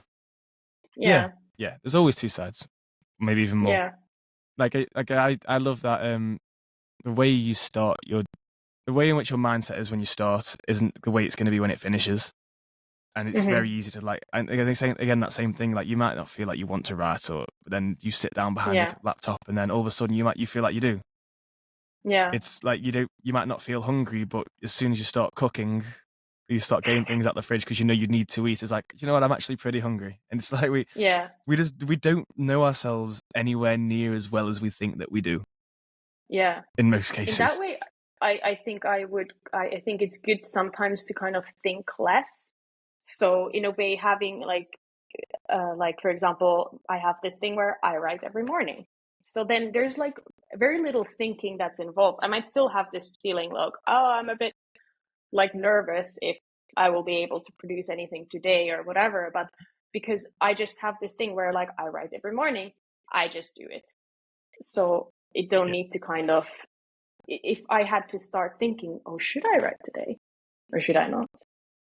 Then I might get like, I'm very unlikely to do it. So I think if you can eliminate some thinking by kind of having, I don't know, personal rule or practice or ritual or whatever works for you, I think that can make it yeah. easier. That was one of the things I think I learned from Atomic Habit Mm. beforehand, and that was that the more thinking you have to do beforehand, like thinking takes energy. Like the brain is Mm-hmm. one of the most, or the brain uses one of the most like um uses some of our most fuel. It's like one of our most energy using muscles in the entire body, organs in the entire body. So Mm. like it's if we have to think whether or not to do something, it's taking away our actual willpower and energy to do it. So we're a lot less likely to do it because we have to think about it. And you're saying like Yeah. having that habit of doing it every morning is right. It's no longer it's a non-negotiable. You're doing this Yeah. whether you want to or not, whether you like it or not, whether it's good or whether it's shit. You're gonna do it. Sometimes it Yeah. might be great. Sometimes you might love it. Sometimes you might wake up and think, "Oh my god, this is amazing." But then even then, as soon as you've finished, regardless of the quality of it, you're gonna feel better Yeah. afterwards. Yeah. Yeah. And that's something I like. Yeah. I I had the same occasionally thing with have this exercise. where, it, yeah, like when you, once you finish, like, because I feel like this, it's not always in the conscious mind. Like at some point, like when I had a break from writing, and then I had this kind of, the urge came back, and I was like, I actually want to do this. And I was writing something, and then I finished that session. And I realized that I was just like whistling and singing, and I was like, oh, it looks like I'm in a good mood. Like this really, What like is this this seems to, happiness inside of me? yes, it's something Oh, I it's often so experience. strange. It's been so long. I have these good sessions, and that often happens to me. It's like I'll be singing and like prepping some breakfast or lunch or whatever, and just being like, oh, like I seem to enjoy this. There's something to it. Like that's just some, I don't know. So I think Yeah, those are it's good that again, signs. that resistance, yeah, and there's the good signs you get from doing that. And again, going back to Cal Newport's slow productivity, is like it's over the course of a lifetime, it doesn't necessarily matter if you take some time off.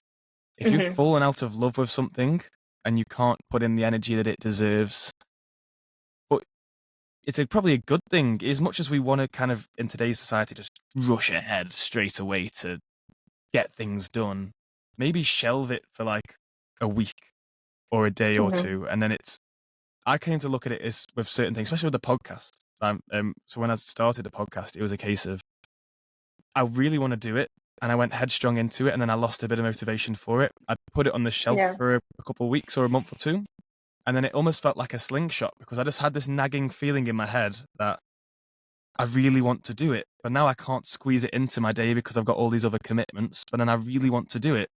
And then eventually that feeling grew and grew and grew to the point where my emotion towards it and my desire to do it even more just grew and just exploded to where Hmm. it's a good sign that you're doing the right thing.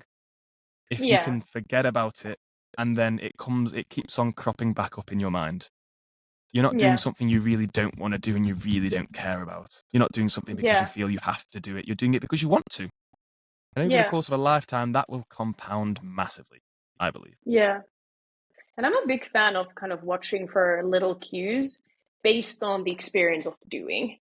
So not just like Yeah. your thinking mind, like, oh, I want to do this because um, I had a YouTube channel for a year, and the way I got into it was like, oh, I want to have a YouTube channel. I want to make it like I want it to be popular. And like I was making it, I was watching all the YouTube videos on how to kind of, create good YouTube videos and like kind of doing it. And then I think like about like after a year, I felt like I had this day when I just started crying and I was like, I I can't do this. Like I'm not like it's so exhausting. And I was just like realized that this is I'm getting burnt out by this.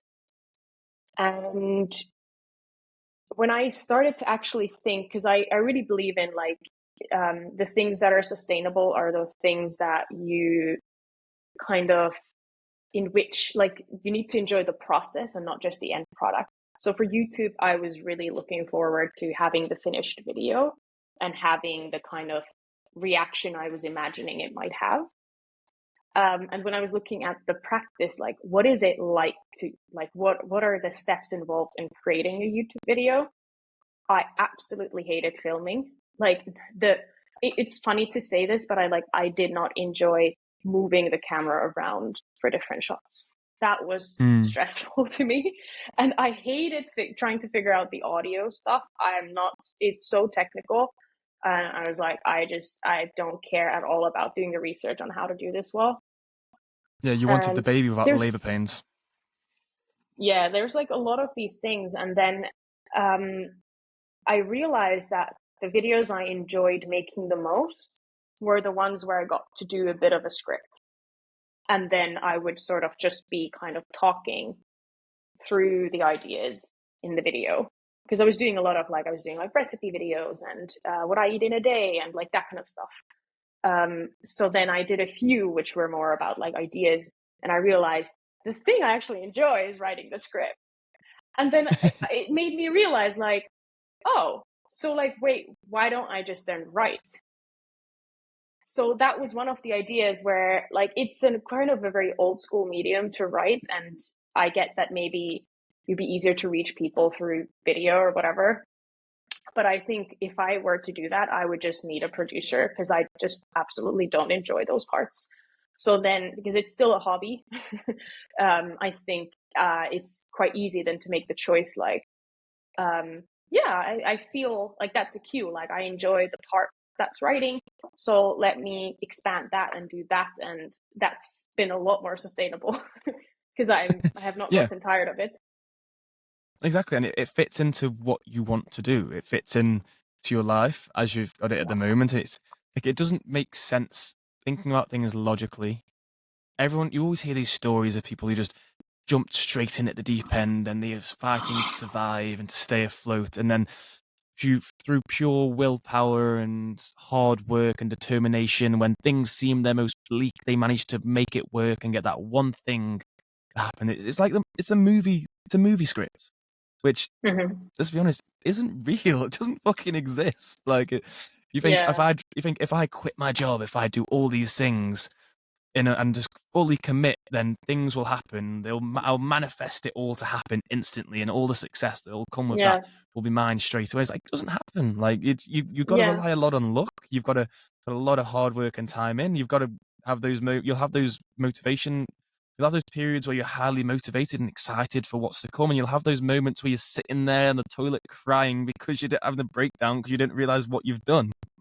It's like, oh my hmm, god, what's going on? I've put everything on the line for this, and it's not working. It's like that's part of it. And if you, yes, that I do truly believe, whether it's naive or not, that if you've got enough passion for something and you love something enough, eventually it's gonna work out. And then you got to figure out what you actually love hmm, and what you're actually doing because you feel like you have to.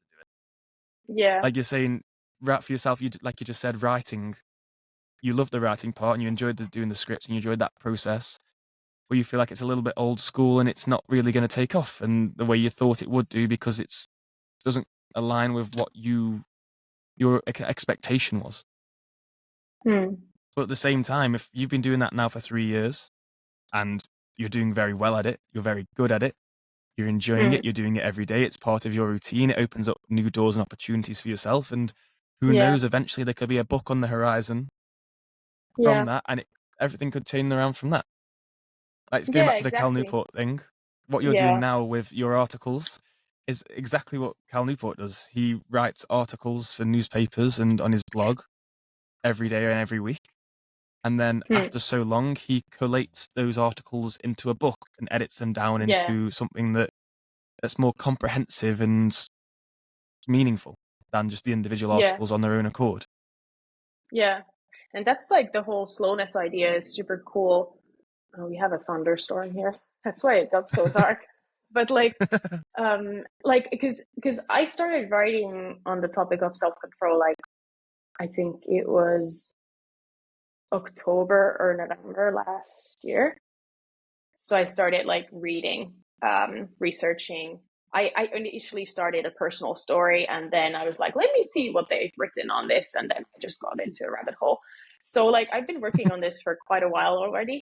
Um, and the thing is what's keeps happening is that I think like, okay, I have like one more article in me and then I start writing it. Because whenever I'm like reading, then I'm like, oh, there's this new angle, like there's this new thing. I can't cover it in this story, but I can cover it in the next one. And then there's like, oh, okay, there's one more. And then you do that, and then another door opens. It's like just keeps It's like, expanding. ooh, what? So now like the latest ones I want to do is so the latest one was about meta self control. So it's kind of preventing the need for the kind of in the moment self control or in the moment Hmm. willpower. But I also want to cover because there's also some cool stuff about like the cognitive strategies that you can apply in the moment. So that's the ones I want to cover next. And I thought I'd just write one article with like 5 strategies. But then you start like researching and you start drafting and it just gets longer and longer and you're like, Oh, what's the what? one Like, point? What's the one thing you wanted to yes. make? Yeah. And then I realized like, oh shit, like I actually have to divide this. And now it's like, I think now I have like 3 articles. Um, And it's just it spawns new ones as you're going, and that's a sign that it's it's a good project though. That it's giving you yeah. ideas, it's inspiring, that's rejuvenating. It's not stressing you out because you can't think of anything to do. It's like, oh, I've got one idea and another idea and another idea, and it's a different argument or a different problem completely. It's a Yeah, better problem to have completely it than to not is. And know what to do for the one thing. yeah, and I feel like, because I also have like, I would kind of at some point want to go back, like I want to go back to writing like more personal stuff, because I have some stories I want to share. But the thing is, I know that there's like when you have like the momentum, I think it's good to write it when it's there, because I know that if Yeah. I've had in the past, I've had the idea like, oh, I could write one more, but then in the meantime, like, oh, let me write this other thing. I never go back. Like I tend to like, it just kind of, the energy kind of disappears and I then think it's it's like a gone. wave. And yeah. I think it's like a wave where I use surfing a lot for an analogy where Mm-hmm. you can't choose when these waves are going to come by. Like you don't know, Yeah. you don't control the ocean, you don't control what these waves are, but what you can do is be out there in the ocean long enough to see them coming and to get better at actually surfing them, to practice and practice and practice to get better at the next time you see that wave of motivation or that idea come along, you can choose to either take that idea and ride it, or you can wait for the next one. And you might Yeah. choose to take that wave and ride it and absolutely wipe out and crash and get thrown around, slam and get scared to go back out in the ocean for a bit. But those waves will keep coming regardless, and you get to choose which one you ride. Yeah. Yeah, And that's exactly. again, like you say, I don't know if you've heard of the like the sort of Eastern philosophy of like Wu Wei. You know Wu Not Wei? that familiar. I might have heard the word, So but no. Wu Wei is an Eastern so Asian philosophy, but Eastern world philosophy, which effectively says don't pull or don't push. Mm-hmm. So it's if you want something to come towards you, you do not pull it towards you, and if something's coming towards you which you do not want, you do not push it away from you, because that in a sense Yeah. only makes it harder to get hold of and harder to. It's in a sense it's like letting go, and it's whatever happens will Mm-hmm. happen kind of thing. But it's if you're trying to force it, it's not going to work.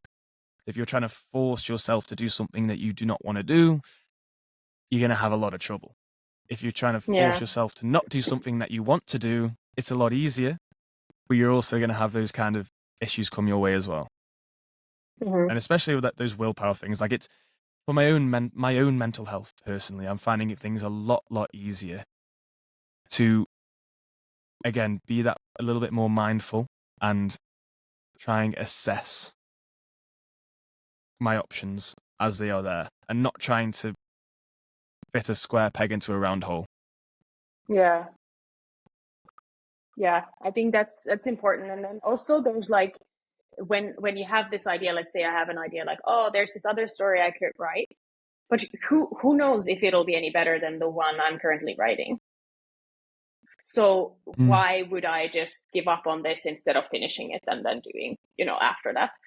I Yeah, think, you don't know. You yeah, don't know. Like it could. yeah, you don't We have know. no And idea. I think in a way, it doesn't matter if you're enjoying the process. It doesn't really matter what you're writing. That's my kind of take on it. But when it comes to like this topic specifically, because it does feel like it's because I've done other kind of series where I'm looking into the research on something. Like I've done like 2 articles on a topic, or I think once I did like 4 or 5. So then, but this keeps expanding more than the ones before. So I've made a kind of a pact with myself, because I'm kind of like, I would like to write other stuff as well. Like I'm kind of like, can I please? Like there's all these other things I want to do. But then I've made this pact, like if this takes a whole year, like if this takes further, like for me to finish all the stuff that keep coming to me, that's fine. But maybe after a year, I'm ready to say like, thank you, self-control. I want to move to other topics. So, but it's a nice idea. Like you have this quite a long, like kind of working on a topic for a year. And I think that's also like an interesting thing in today's world, where I feel like people are not able to kind of stick to a larger project. I think what makes it easier, of course, is that it's shorter stories. So I'm not actually writing a book, but I feel like if I actually end up writing on this topic for a year, I could probably compile it into Well, a yeah. So series of essays on I, self-control. yeah, I didn't count how many articles on self-control that you've written so far.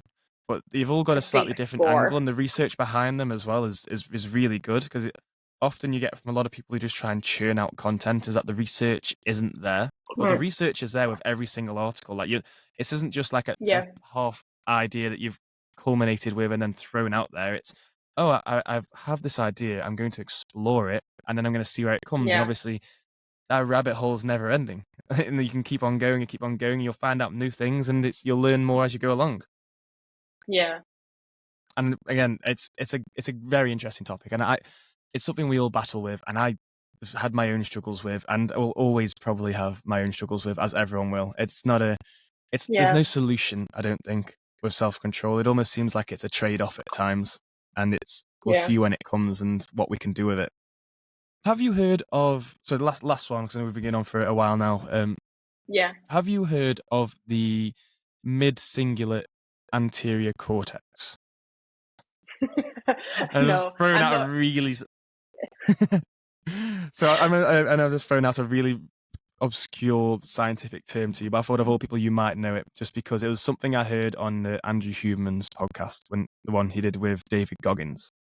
I don't know if you've Hmm. listened to that one, but that No, was I don't think what so. he. So it's a new area of research within brain, well, brain science. I don't want to say, yeah, brain science, neuro, whatever, blah blah blah. Neuroscience. Um, yeah, that's the one. So I can remember that word, but I can't remember the whole word for neuroscience. And it was the fact that they found this area of the brain, and they believe that this area of the brain is the seat of a person's will. They Hmm. believe that this is somebody's willpower, and Interesting. this area of the brain will grow and it will shrink depending. It will grow and it will just shrink depending on you activating it like a muscle.